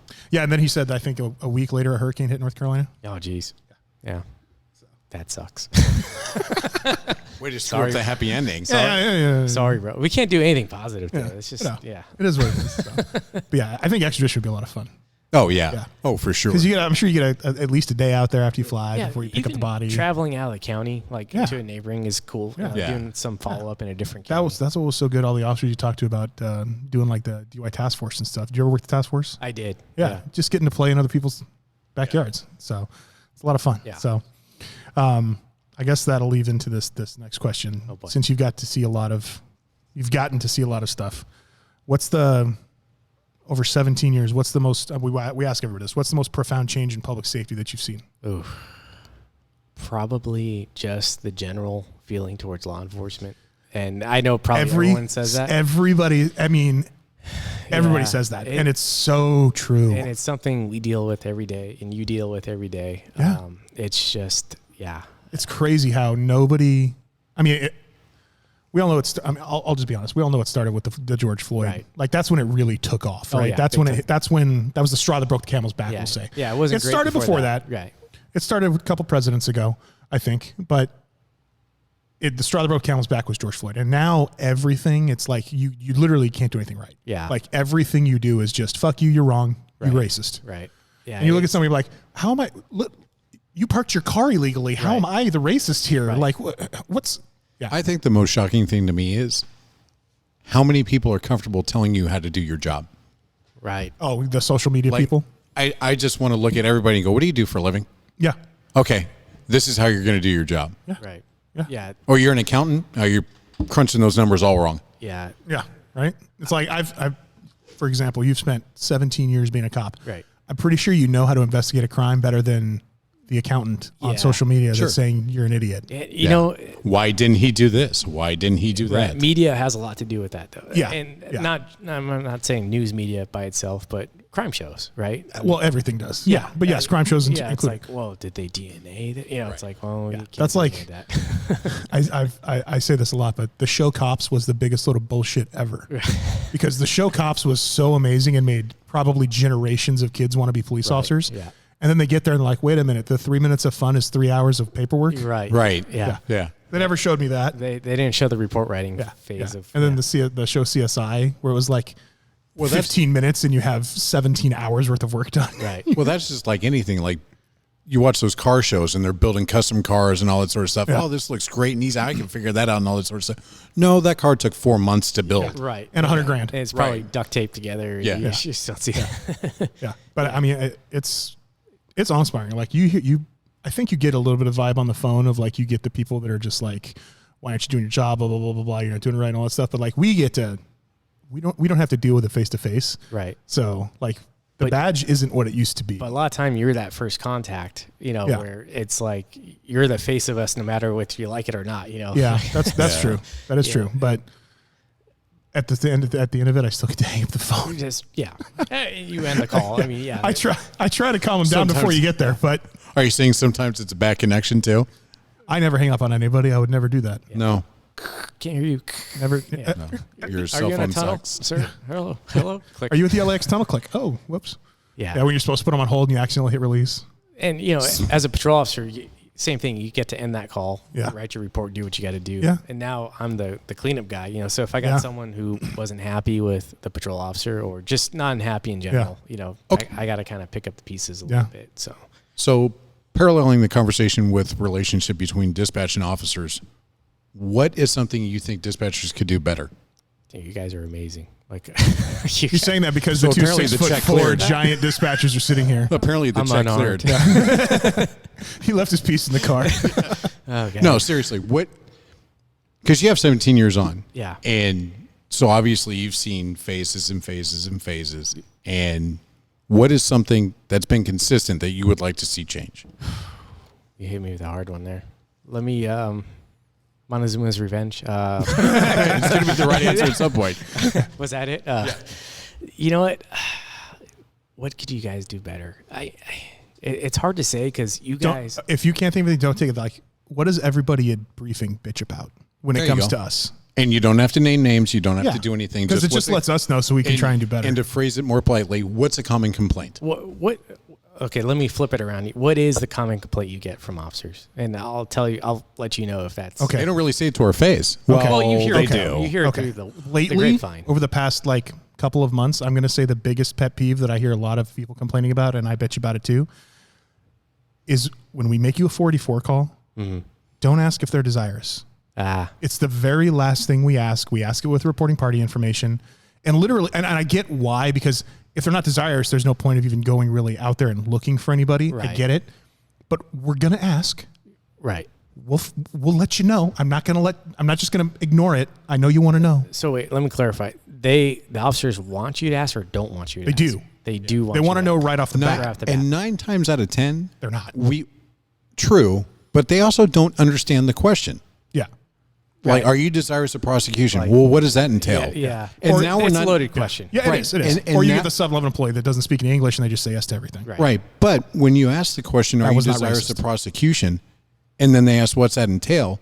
Well, now we're not addressing the call for service. We're not working on suspect information. Right. We're not working on direction of travel. We're not working on property laws. It's almost like That's why why- I even call it? Yeah. Right. Yeah. So I've kind of adopted the mentality that if you called, you're desirous. Right. Yeah. And at least I also think when you get a call for service, there's no harm in making it known that you responded. And just go contact the person. Yeah. Hey, Yeah. look, I did an area check. I couldn't find the guy. I'm sorry about that. Is there anything else I can do for you? Do you want to make a report? If not, that's fine. Yeah. No, I get it. I mean, a lot of people are going to already understand what desire, like the manager from Ralph's, is gonna, Right, yeah, Like yeah. he knows he's been asked Yeah. that 150 times. Yeah. Like, in oh one my week. God, Yeah. 500 North Sepulveda. Yeah. Yeah. PCH. Yeah. Yeah, but then you get like the gas stations and stuff where the guy goes in there and they steal a 99-cent bag of chips, and you ask them are you desirous, and they say yes, and you're like, okay.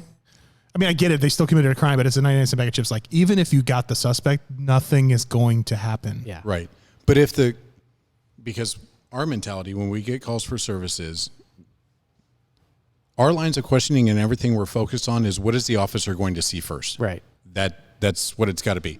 What does he look like? Where did he go? What Yeah. was used?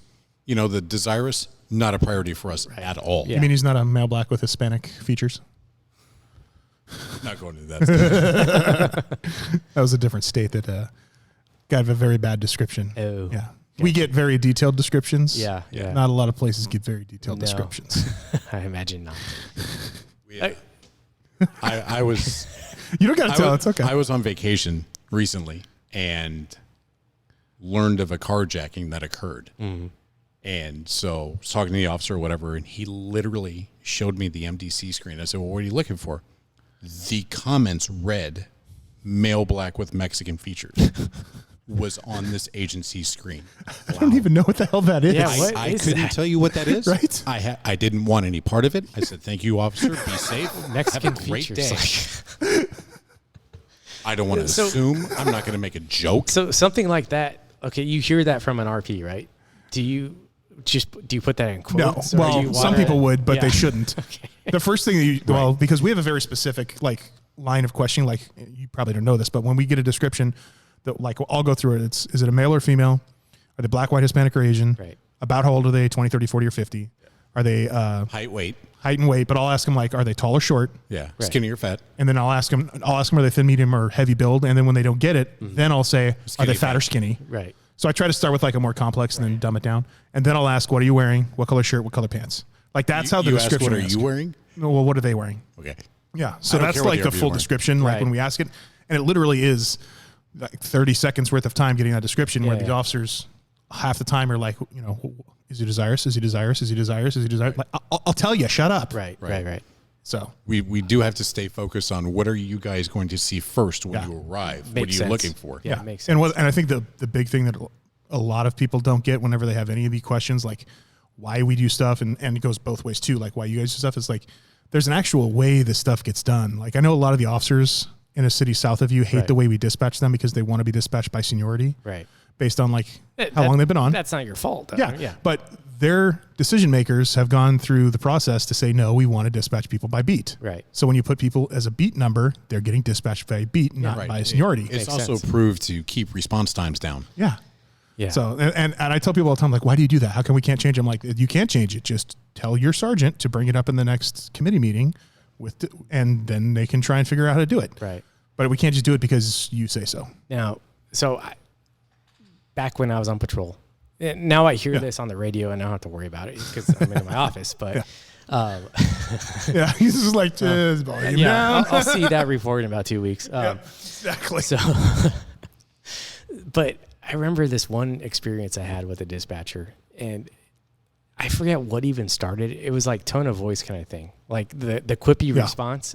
I'm going to assume that dispatcher's not in this room. No. Okay. No. Not in this room. But for me, I was like, did I do off? something? Like, Right. yeah. What? Yeah. Why are you giving me a hard time? Like, it's the tone of voice, you know. Right. Like, and I think I ended up calling. I called dispatch. I'm like, hey, did I do something to piss you off? Like, Were you off probation? oh yeah, I was totally Okay. Yeah, this was like day shift, you know, a few years ago. I already know who you're talking about. Yeah. They don't work there anymore. And they're not there anymore. If I'll ask you offline, but I think it's who I think it is. It might take me a second to remember the name, but yeah, it probably is the same person. And like, I thought I did something to offend them, or like I said something wrong, and it made me pissed off. So I'm giving the quippy answer now, like. I talk to myself in my car all the time. I think all cops do. So I'm like, oh fuck no, you didn't talk to me like that, you know, like. Yeah. But he brings up an excellent point though. Is a lot of the demeanor can be dictated by the inflection in your voice. Oh, and yeah. I try and focus on that when I'm dispatching. I try to sound positive. We're on the same team. We're all having a good time. Yeah. And it's hard sometimes, especially when you have to, when the radios are bad because they're in some weird part of town and you have to say the same thing 6 times. Right. And the I'll officer's tell the guy, pissed hey, off because we can't understand what they're saying. And I get that.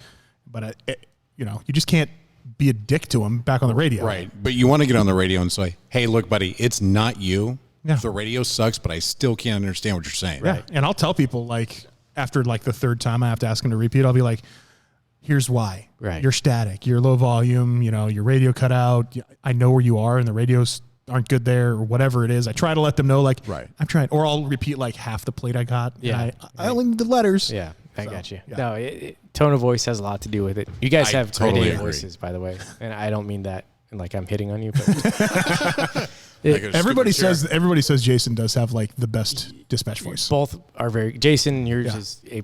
I appreciate it. Thank you. Jeff will give you an A. Hey, I got a face for radio. That's all that matters. Yeah. I think we both do. Yeah. So, but that's true. Like, I don't know. There's things that officers do that drive. We all have our pet peeves, yeah, but I'm sure you have. It's your not going to be a pet perfect peeve relationship, officers. but Yeah. talks like this will make it better. yeah, absolutely. Well, I hear it now on the radio with. I'm not going to say names, obviously. sure. But I'm like, dude, just fucking chill. Dial- Yeah, dial it just down take a it little back bit. a bit. Yeah, not directing at just the officer, but also sometimes the dispatcher too. Oh, of course. It works both ways. Yeah. Yeah, absolutely. So, and then there's always fun talking to the trainees. The trainees on the radio are Yeah. a lot of fun. Yeah, I mean, not that we mess with them at all, but it's just like, No, it's I almost have fun trying to help them work through things. Yeah. Yeah. Just because you're like, Yeah. you're trying to lead them. Like, it's like, I'm come in on, your buddy. corner, buddy. I have You're a- right there, I'm man. in your corner. I got a You're legit right there, question pal. because I don't do this because I don't want to step on toes. As an FTO, or when you were an FTO, would it be out of bounds for me to send you your trainee an MDC message that says, "Hey, you suck at this. You need to work on A, B, C, and D." Obviously, not worded like that, but You mean something on the radio, like yeah. Oh, Obviously. I'm no. not going to tell them like, "Oh, you need to approach the car differently." No, I'm talking like, I've received messages like that, and Yeah. I'm totally good with it because Yeah. I can't hear what's going on your end. I Yeah. just see the guy talking on his his Yeah. mic, and so I don't get the end result of that. Yeah. So and I'm totally welcome to that, and it helps me. I'm Okay. like, hey, you need to like click the radio for like Yeah. a second and then talk. because I try not to do that. There's been a couple times where I've sent a message like, "Hey, you totally cut off your entire call sign and just started blurting shit out. That's not how we do this." Right. But I didn't know, like, because some officers are like, "No, that's my trainee, and I will teach them how to do everything." Yeah, but that's So I'd rather know about it than let them continue on with Yeah. like a bad habit Yeah. kind of thing. So no, I'm open to that. Funniest story is an FTL. Everybody's had a blooper. Oh, What's God. one that you've had with the trainee?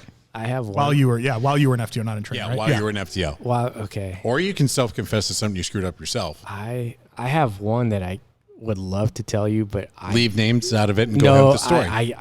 I probably shouldn't tell it. on If here. you think you shouldn't, then don't. Okay.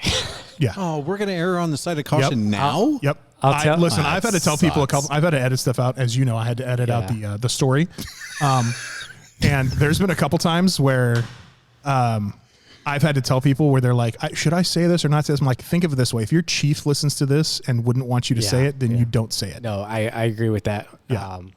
I'll tell you it offline. Yeah. I just don't want. It's like Do you have anything you can share with us? Just like a funny blooper. blooper? I'm a chill FTO. Like I yell when I need to yell. Every FTO says that. Right. Until you get in the car. Yeah. I think I take good care. I model myself off my favorite FTO. Okay. So I kind of operate. So you make every 14 reports in the first day? No, not the first one. Yeah, he was definitely not the first one. See, now I learned from that. I don't want my training to go through what I went through. So now I don't do that. But does your first FTO still work for the department? Oh yeah. So he's going to punch you when I'm sorry. you get The to first station. one. First one. He's long retired. Okay. Long retired. Yeah. But my favorite FTO is still there. He's my best friend. Okay. Yeah, we fish together and hang out. Okay. But so I picked up little tricks and tips along the way from other FTOs, from me being in the car and just listening to other people talk about stuff. And I had a trainee who was really afraid to make traffic stops. Like, I don't know if it was like he didn't know what to do when he stopped someone, was afraid to make that screw up, like, oh, I stopped him, now what, kind of thing. And I was getting really frustrated with him. And so one night we're in like kind of like the business area of downtown. And he's following this car, and it pretty messed up car, and I don't remember where it was from or anything like that, but hey, what are they doing here, kind of thing. Stop him, find out what's going on. It was like 2 a.m. And this car, like, I think they probably know there's a freaking cop behind them, the way they're driving. Like 3-second full stop. Probably. And I'm like, dude, there's like 20 violations I've seen. Just stop this fucking car already. Let's move on with our life here. And I'm watching him, and he's like rocking back and forth in the chair.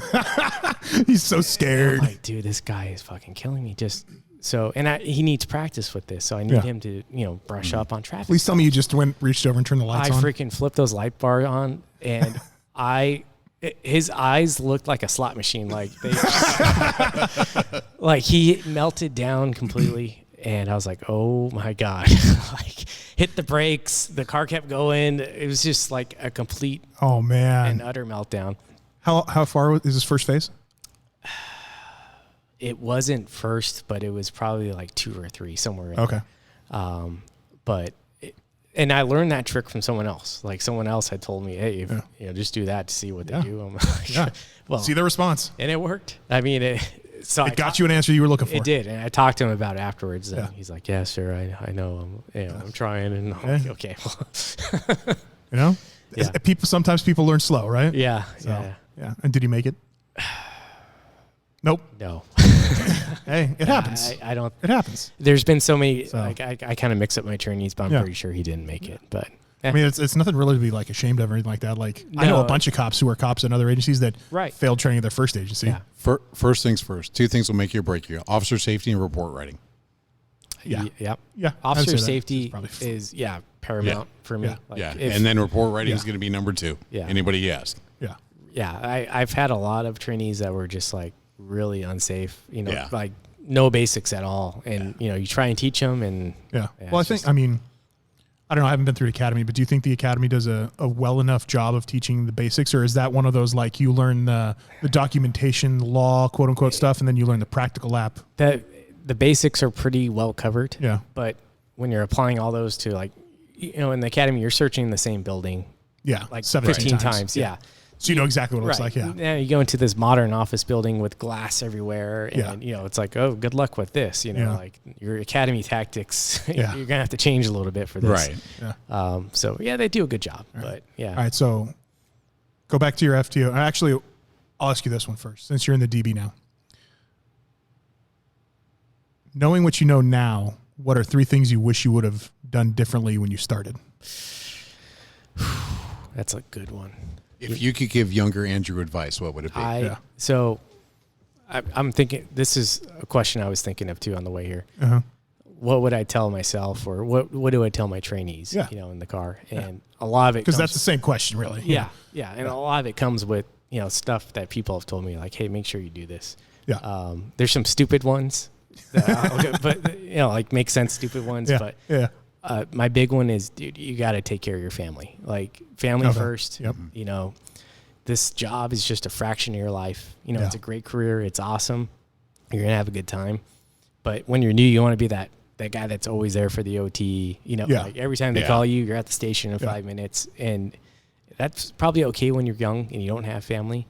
Yeah. But as you progress and, Yeah. things become important, like Yeah. your parents are only on this earth for so long. That's literally me right now. I was telling Chris, the gym owner here, that my parents are moving. Yeah. And it's one of the things where like every one of my days off where I don't like have to work or have to do something here, I'm spending the entire time with them, because I know that it's going to go from me seeing them every week to me seeing them like 6 times a year, like 6 days a year. Right. Yeah. So it clicked when I found out it was happening.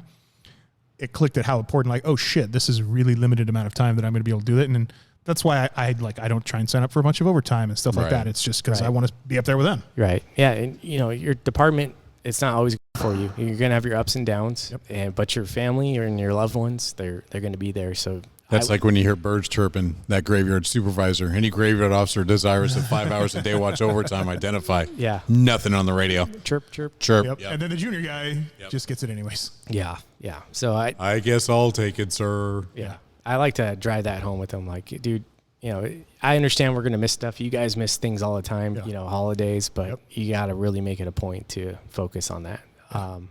One stupid one, freaking use the bathroom anytime you can. Don't wait. Oh, yeah. Like, don't get caught on that perimeter. Don't ever say, I'll just go and go back to the station. There's a nickname of an officer in another one of our cities called Dookie for a reason. Oh, yeah. So, yeah, that's a biggie. Yeah. I had a trainee that was too afraid to tell me that when he had to go to the bathroom. I'm like, bro, you're a human being. Yeah. Let's go. What's that book? Everybody Poops. Like, I'm gonna buy you that book. Was there ever an accident? No, but I just caught on to it just by being in the car for 10 hours with the guy, like running to the bathroom. Sweat. Yeah, like rocking and like, I don't think that's just nerves. Like, dude, if you got to go to the bathroom, it's okay to tell me. Like, just drop into a 7-Eleven. I mean, like, oh, hold it. How many, here's a question. How many times have you had to like 314 on a perimeter? Just like go and find it back. Oh, it's happened. It does. It was either my pants or the alleyway. It was going to happen either way. Yep. And I'm like, I think this is my only clean pair of pants. So he made the good decision. Yeah. Right. Yes. There's a story we're going to tell you offline about that. Okay. Yeah, I'm down for that. Happiest place on earth? Yeah, I was just about to say it. Yep. Okay. Oh. Yeah, there's an interesting. We'll tell you offline. We'll tell you offline. Yeah. Oh, shoot. I just had a question. That's what happens when you get old. I know, right? Oh, it happens to me. So I got one while you think about it. Go for it. Why did you pick a small agency? Or why did you pick the agency you picked? So I applied at a couple different agencies when I first started. Uh-huh. One was a larger agency. Can I say the name? Yeah, sure. So I applied at Santa Ana. Okay. And I applied at my agency around the same time. Okay. Santa Ana was going through a massive hiring phase. Mm-hmm. I mean, like just shoveling them through like the hiring process. And, I heard they had a Spanish requirement. They used to, yeah. And they dropped it and the floodgates opened up. Yeah. I was at shocking, right? Yes, right. Yeah. I was at the physical for Santa Ana, and there was a guy there with me from, I think he was from Scotland, and damn, I couldn't even understand a word he was saying. Really nice dude, but like when someone has an accent, you really gotta like put your ear into it. Yep.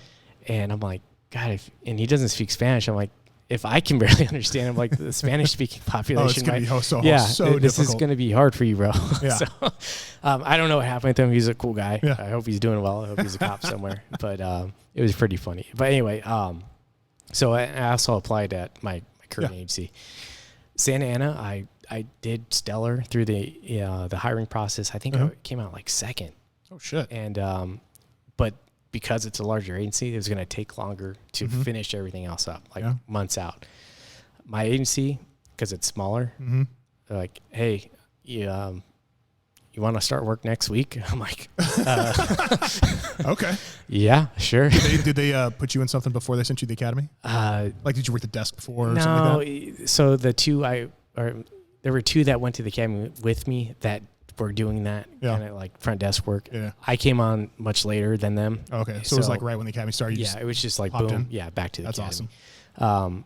But before that, I really liked the feel of the city. Yeah. I liked the feel of the residents, the department itself. Did you ever live in the city? No. Okay. No, I never. Career aspirations. Where's Andrew 5 years from now? Hopefully not doing court liaison work. where am I? I'm being on a beach somewhere. I don't know. He digs being in a suit, man. We know that. So yeah, Are there, years from are there now? chevrons in the future on the horizon? Maybe. I've thought about it. It's just resetting at this point in my career where like, I can pick any shift I want to work. Yep. That's a hard pill to swallow. Losing that seniority, going back to weekend Losing that graves. seniority, yeah. And then hoping they hire enough behind you to, get you back up in that seniority. Yeah. I honestly, and I hate to come back to it, being a drone pilot, the way that things are going right now, you know about Chula Vista PD, and they have a drone program down there where they actually fly the drone to the call first, ahead of the officer. So they have full-time pilots. I would love to see that at my agency. Dude, I'm telling you, I'm sorry, Jason.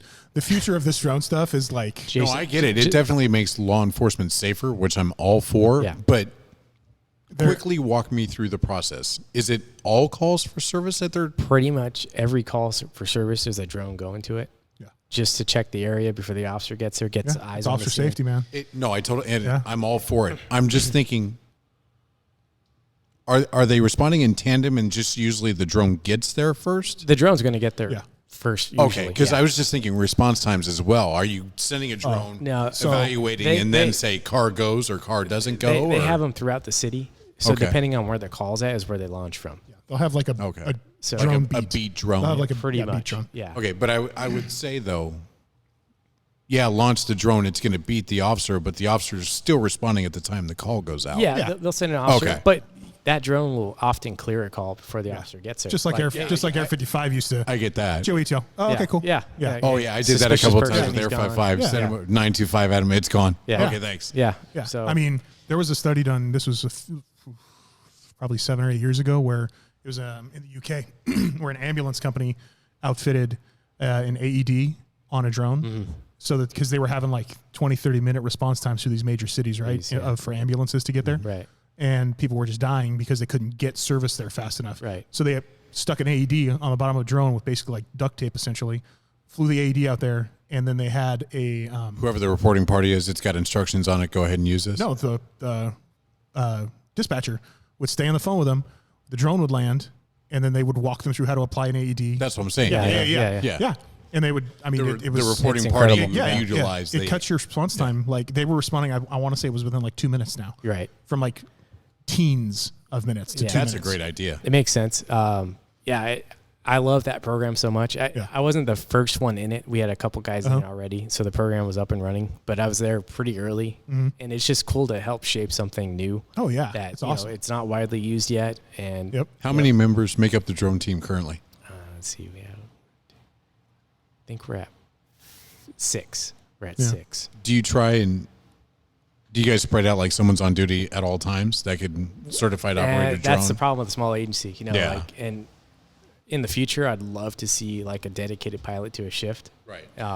But that, in 5 years, I hope that's me. Yeah. If I'm not promoted I know one of the agencies south of you guys does. Every watch commander car has a drone in it. Yeah. So every watch commander car has a drone in it. So when they get there, if they need one, like even if they're not like part of the team, if they just need it until the team gets there, right, they know how to just fly it over a house and just keep it there. Yeah, hover it. And you don't do anything, right? Like on the new drones, you literally just make sure you're not going to hit a cable. You put it right where you want it, and you just don't touch it for 20 minutes. Aren't there some like FAA regulations though? Like the pilot has to be able to visually see the. There are, but the certificate of authorization from the FAA when you apply for it as an agency, you can write your own rules. Right. And as long as the FAA, you can prove to them that you're not doing stupid shit. Yeah, it's a lengthy process to get that certificate, but they can kind of waive some of that stuff. That's cool. Yeah. It's like they sit on the top of the hotel next to us, and they just fly all over. Yeah. And it's, because Air 55 is on a hiatus or something? I think it's. I have no idea why, but I would assume it's probably funding. But I haven't seen them up in probably since COVID. So, but I'm telling you, man, like I haven't heard them on the radio. I'm telling you, man, even the evolution of like drone technology is going to go so crazy, right?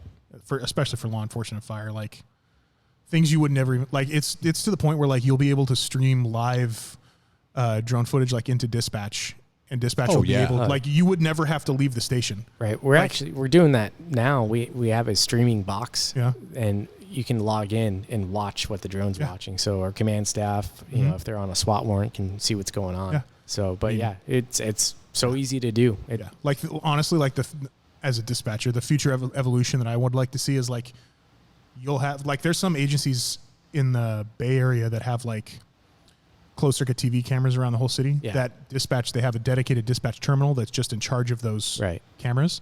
Like you'll see, because no offense, it just costs too much money to have an officer do all this stuff because I'm cheaper than you are. Yeah. You're so cheap. I know. But literally, like they'll have like a dispatch terminal where you'll sit in a chair just like they do in the military, and you'll just fly a drone to these calls for service, and they'll just basically shoot the video into your patrol car, and then you can say, "Bep, clear GOA UTL," or just sit overhead and follow this guy. Yeah. Yeah. And it'll give you like live updates. And you don't have to worry about stuff. It's just like when the crazy stuff, like when like video and those kind of things start coming through text messages. Yeah. Whenever that starts happening, it's going to be crazy. Right. So. That's sorry, going to we be went. That's going to be So a nightmare. we went back to we went way down drone rabbit alley. hole. Yeah, sorry about that, Jason. And we kept All right. we kept it short. Everybody who asks, what's the code 7 spots? Yes, that is true. Ooh, the actual restaurants I love. Yes. What's your favorite place to go? spots? What's your favorite spots? To What eat? if it's not even in my city? Doesn't matter. Okay. I love Cafe Rio. Oh, it's so good. Good choice. Have you ever had it? Freaking love that place. Yeah, it's so much better than Chipotle. Oh yeah, Chipotle. So much better than Chipotle. Yeah. Chipotle's okay. Their barbacoa is so good. Oh my god, the barbacoa is awesome. That And their tortillas, the homemade tortillas. dude. Let's go get. Cafe I'm Rio. I'm literally salivating. I haven't had dinner yet, so I'm Who's down. got Grubhub? Let's go. That is one of my Okay. favorite spots. Give me one more. Something he can understand. How about? No one really likes this place. I love it. I don't know why. Talk to me. There's a place called Chicken Dijon. Oh, I love. Oh, dude, We get that all the time. No, we get chicken maison. You get Maison. Yeah, No, I know the yeah. difference. Yeah, Yeah. but most people at dispatch love chicken maison, not chicken Dijon. I love Chicken Dijon. Chicken We've gotten Dijon's a from little- both, We've gotten from though. both. Yeah. Yeah, chicken Dijon. Oh, have you had their garlic fries? Yes. Oh my god, they're so fucking good. They're I love the Greek salad with Euro meat. Oh Yes, my god, dude, it's so good. that's my jam. Yeah. Yeah. Have you had the garlic fries at Dodger Stadium? Yes. Yeah, those So, are amazing. These are better They are than better. those. Yeah. I'm telling you, man. It's literally like eating crack. It's hard to say that about Dodger Stadium, but yeah, it's true. yeah. They're so fucking good. And Because you the order garlic like a fries at small Dodger one. Stadium are amazing. Yeah, Yes. you order a small one, and it's like it's a whole meal. Yeah. And you get garlic sauce, and you dip the garlic fries in the garlic sauce, and you're breathing fire for 6 hours. It's so good. Do you want a mom and pop kind of place? Sure. I love teriyaki. I do too. Where are you talking? I love teriyaki. No, that's the name of the restaurant. No. Are you Right out- serious? yeah, it's just I had off no idea. like Elsinore on Main, right? Yeah. Like a little itty bitty place, drive through. Yeah. Yeah. Really? Yeah. That's another place like people are like, I want to go there. I'm like, why not? Like, I like that place. I can't think of the name. Fuck. Teriyaki is so good. It is. I don't understand Rascals. why people don't like it. Yeah. What's the? Oh my god, I can't believe I'm brain farting right now. My shift is be so mad at me. What's the sandwich shop that everybody loves? In Oh my God, Rinaldi's. Rinaldi's? Rinaldi's. Yeah, Rinaldi's. Rinaldi's. Get the Jeff. I mean the fat boy. Yes, both are crew. Right. Yes, that or the Godfather. Yeah. Yeah, that's one of my favorites. Yep. I like the Polly. Do you ever get? It's Which one's the Polly? It's like ground turkey. I get it in a pan. You healthy son of no, a bitch. no, it's good. It's loaded Look up at with it. so much stuff. You're a cop. You got to be healthier than Right. those dispatchers. Yeah, I'm a little skinny right now, but Detectives. Well, you rolled up. I was kind of hoping you were going to roll up in the FJ. So. oh man, I wish I did. Because my last question for you that I had that's not on our list that I sent you is, I already know the answer to this because I've been camping with you before. But like, Yeah. what do you do to release and get away from work? Getting out to And that. don't say come along. No, come alongs. Getting out to that desert. Oh, Yeah. I love camping. Like Well, you already said it. What's your favorite fishing spot? my favorite fishing spot. Yeah, you said is- you go fishing. Oh yeah, freshwater June Lake. Okay. That whole loop up there. I love going up there. I go up Okay. there like once or twice a year. Okay. But I love the desert. Like Oh, man, I feel so at peace when I go out there. I like the desert when it's not the summer. No, I do Yeah. not set foot Yeah. out there until like the fall. Yeah. But Have you done the Mojave Road yet? I've done the Mojave Road. Yeah. Oh, dude, I did that last year by myself. It was like 4 days. You went of by just, yourself. You're an animal. That's crazy. It was. I made sure that I rented a sat phone to make sure I had Oh, coverage yeah. just in case I'm having, because I don't usually like going by myself. But Yeah. How many days did? It took me 4 days. 4 days. Yeah. But I'll tell you what, man. Side note: renting a satellite phone's fucking expensive. Yeah. Oh yeah. It was $1,100 for 30 days worth of rental. Right. And I only had like 90 minutes. I was like, fuck. But I went by myself, so. Yeah, that was one of my favorite trips. Yeah. And one with my brother and another guy that he's friends with. And that was before I had the FJ though. Okay. Yeah, I had an F-150. Oh, okay. It did fine. Yeah. But like we didn't encounter one other person on that trip until like day 3. There happened to be. I think we went in the fall, but one of the campsites, and I forget the names. It's one of the established camps. Okay. And on the Alabama Hills. No, I'm losing. No, Alabama Hills is off of 395 in the Sierras. No, I'm way off. But Jason, we're basically having the drone conversation again. Jason's sitting over here. No, that's all right. At least this one I can relate to. But it was just cool being out there. The quiet. No people great, except isn't it? the people you brought with you. I loved it. So I'm doing on my vacation in 2 weeks. Just say you're leaving soon. Where are you going? We're finishing the Continental Divide, the driven Continental Divide. Nice. So we, pre-COVID, we went from the Mexico border all the way up through the spine of the Rockies to Rawlins, Wyoming. Okay. And then that's where I got my Steamboat Springs bear story. Is that bear story? You can tell the abbreviated version of that one. I got drunk at a restaurant, and it was we were in Steamboat Springs, Colorado. I got drunk at a restaurant. It was fall, not quite. It was probably September, October-ish because the roads were still open. Yeah. So it was cold, so we sat inside of a bus stop waiting for the bus because they have free transit in the city. Okay. And I don't know if you've ever been to Steamboat Springs, but it's Never right been. on the wilderness, and it's a ski town. All right. So I'm sitting in this bus stop, and a bear cub walks into the bus stop, and I'm slightly HPD. Yeah. So I start laughing and trying to pet the bear cub. Shit. And my buddy's like, "Hey, you should probably leave because where the cub is, the mom is." Yep. And I'm drunk, so I'm like, no. I can take on the bear. He's an orphan. Probably. Yeah, I'm bigger than that bitch. I'm good. Yeah. So we got on the bus, and literally like before the bus started walking away, mom came trumping Oh out. shit. Down the road, probably like 100 yards. But Yeah. I was like, oh, that was probably a good idea. Yeah. I've had some bear. I lived in Arrowhead for a few years. Okay. And a couple bear encounters up there. Yeah. It's pretty They're scary. scary. Dude, They're fucking intimidating. big. Yeah. So anyways, we're going from Rawlins, Wyoming, up to the Canadian border through Yellowstone and through Glacier National Park. Oh, good for you. Yeah. That's so a we're hell of doing a trip. 14 days. Oh, wow. So Man. it'll be my first vacation since COVID started. Really? Yeah. I haven't had one since. Nice. So 14 days is good. Yeah. That'll be a good trip. it'll be good. Is the runner ready? Is it what? Is the runner ready? It's 90% there. Okay. I got a bunch of stuff in storage. I just have to finish because I don't like leaving like all my tools and all my camping stuff in there all the time because Yeah. my gas mileage is already weight. 15 Right. miles a gallon. Yeah. When I put it all in there, it's 13. So Yeah. other than that, it's ready to roll. So You've literally more than doubled the weight of your 4Runner.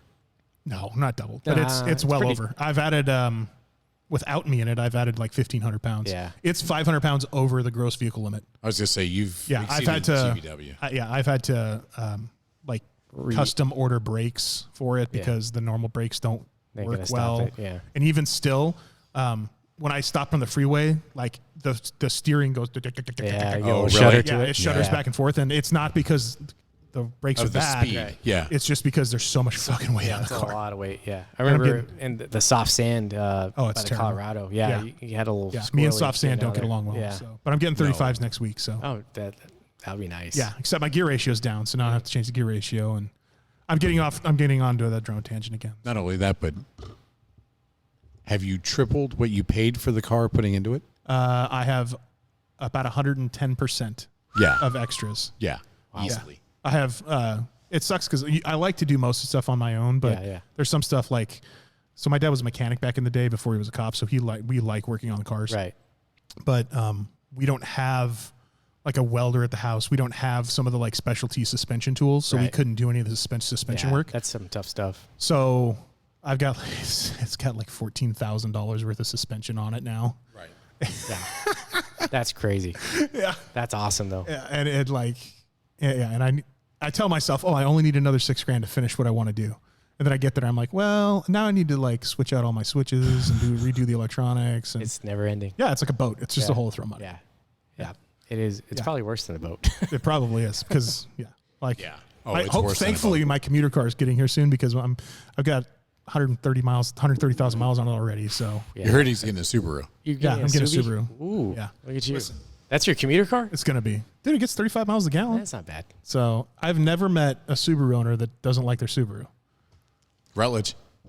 Listen, I don't care. I've never met anybody. I've never met Rut. So Just saying. There And is, there is a lot of Subaru love. yeah, from dude, the owners. they're like Yeah. the highest rated Yeah. returning customer car ever made. Oh, I'm not saying it's a bad So, decision. It's a good decision. Yeah. Which one are you getting? Just the legacy. Legacy, It's got the best gas mileage and it's the biggest thing. So, Yeah. like, it's bigger inside than most Camrys and stuff. So. No, it's not. It's a twin turbocharged 4-cylinder something or other. So, but it'll be good. Hopefully, it gets here in October. So, Yeah, it's coming out. yeah. So, Isn't it crazy how hard it is to get a new car now? oh my God, dude! I was at the Toyota dealer. Nothing We out are there. so off topic. We're I was so at the off topic. Toyota dealer. It's making me aggravated right now just thinking about it. I sit down with this dealer, and I've bought a car from this guy before. Uh-huh. I bought my 4Runner from him. Sit down. He was a super nice guy. He was a submariner in the Navy. Get along real well. Family's popo. We're good. And he tells me that how their dealership is working right now, there's a mandatory $6,000 markup. We cannot negotiate about it, period. It happens. Right. You don't have power to change it. You will pay MSRP for the car. You cannot negotiate the price of the car. And whatever additional fees come, it is what it is. But they are so few cars on their lot that you don't even get to pick anything about the car. Wow. You don't get to pick the color. You don't get to pick the trim level. We have these two Toyota Camrys that are coming they'll be here in the truck in 2 weeks. It's a Nightshade XL, which is like $42,000, and it's black in color. And the other one's a gray, whatever model. Wow. Period. That's it. That's what you get. That's cold. You can't order one. You can't choose anything if it's not there. Too bad, so sad. I heard they were cutting production on Toyota. It's probably why. Probably. But yeah, that's crazy. Yeah. But the crazy thing is I went to the Subaru dealer in Temecula. I'll feel free to give them a plug. They have no markups whatsoever. And it was like, whatever you want, we'll just order it. It'll be here in 2 months. Wow. Yeah. Because I went to a Honda dealership because I originally was looking at a Lexus. I was driving my mom's Lexus for a while, right? So I was looking at Toyota, Hondas, and Lexus. The Toyota out the door was going to be like $37,000 for what should have been a $27,000 Toyota. The Honda had a $9,000 markup and was only $2,000 less than a brand new Lexus for a Honda Accord. Holy crap. And I told the guy, I'm like, why wouldn't I just go buy a Lexus? It's $2,000 more. Right. And he was just like, if you want to, go ahead, because the next person will just come and buy this Honda. Yeah, probably. He's absolutely right. And he was just like, hey, man, it is what it is. Right. Take it or leave it. So, and then I found the Subaru dealer and was like, oh, no markup? Fuck yeah. Go Subi. Yeah. Even though I'm going to get 20 miles per gallon less than Toyota. Wow. It doesn't sound like being a car salesman's that difficult anymore. It's not. No. And they're fucking liars too, because every single one of their titles is like online sales manager, online sales manager, online sales manager. And I asked him, like, who do you manage? He's like, I don't manage anybody. I manage the online car sales. Wow. And I'm like, that's so deceitful, bro. Because manager means you're managing somebody, not what you're doing. Right. I'm a dispatch manager. What do you manage? The CAD system. I'm dispatching my calls. Yeah. I'm just like, you're so I'm full of managing shit. my calls. Yeah. Wow. So anyways, I got way off topic there. That's all good. We're going to bring you back for a drone conversation and just bore the shit out of everybody. Sure. You don't have to be there for that one. It's okay. I I know you'll wanna just be there. sit there with your eyes rolling into your head. So No, I want to be there for that one. actually what I'll do is I'll look back at my contacts from the post video I did and see, because back when I did, this was probably 4 years ago, county sheriffs in the county was like the pinnacle of the drone programs when it was first coming out. And they did all sorts of cool, like they would literally travel the world doing like convincing people to start a drone program. So I'll see if I got any of their contact info to see if they want to come on and That'd be geek cool. out on drones, and we'll bring you back Yeah, too. So I will definitely come back. Or for if that. you are you tied with any of the Chula Vista guys? I know I have a couple contacts down there. Yeah, man. If you reach out to them, we'll talk about drones on the show. Absolutely. So, yeah. I'll reach out. If they're to cool with that. So yeah. And Jason's just gonna be like, "Fuck, you guys are geeks." You don't want. That's all right. I'll still be there. You'll still be there. Yeah. You won't abandon ship on that one. No. Okay. Yeah, I got one more microphone that we can use, so it can only be one person. There's only 4 total. So Gotcha. I mean, I know that it'd be cool to do a show like out somewhere where we're actually doing stuff. I know nobody would see it, well, I've got but that would be fun to at least part talk of my about it. glamping gear because I don't camp anymore. I glamp. I have a Jackery portable power source, so I should be able to run this for probably a few hours out in the middle of anywhere. Like if you wanted to, and you're like your department school, that we could just go fucking record while you guys were flying around. Oh, yeah. Bring out some GoPros and. Well, that's kind of along the lines I was thinking. Like even if we just went to like a city park or something, just to show how they get used. And yeah. I'm down for that. I'm down. Yeah. Cool. Well, Andrew, thanks for being on the show. We really appreciate it. Thank you. Absolutely. Guys. Had a great time, buddy. I appreciate you guys. Sorry we went on some dark. That's what we do, though. Okay. That's what we do. It's what we deal with. And geeked out. Right. So, we appreciate everybody that's out there that's listening to us, especially all the people. About 10% of our listenership now is overseas. Wow. Well, thanks for joining us. That's exciting. Lots from Italy, lots from Great Britain, and lots from Ireland. We should go visit them. I'm totally okay with it. Anybody from Italy that's listening. Let's do a show over there. If you're, there you go. I don't know how to Anybody pronounce wants it, to host us, let us know. Yeah. If you want to, if you're an officer over there and you want to talk about police stuff, let us know. We'll figure out how to get there. Heck yeah. Have a little conversation. Bring the Google Translate and we'll figure it out. Take me. Hey, we got a translation service to work. We'll use that. There you go. So, and anyways, Andrew, thanks again. Appreciate it. Absolutely. Had a great time, buddy. Thank you. Catch everybody on the flip side. All right.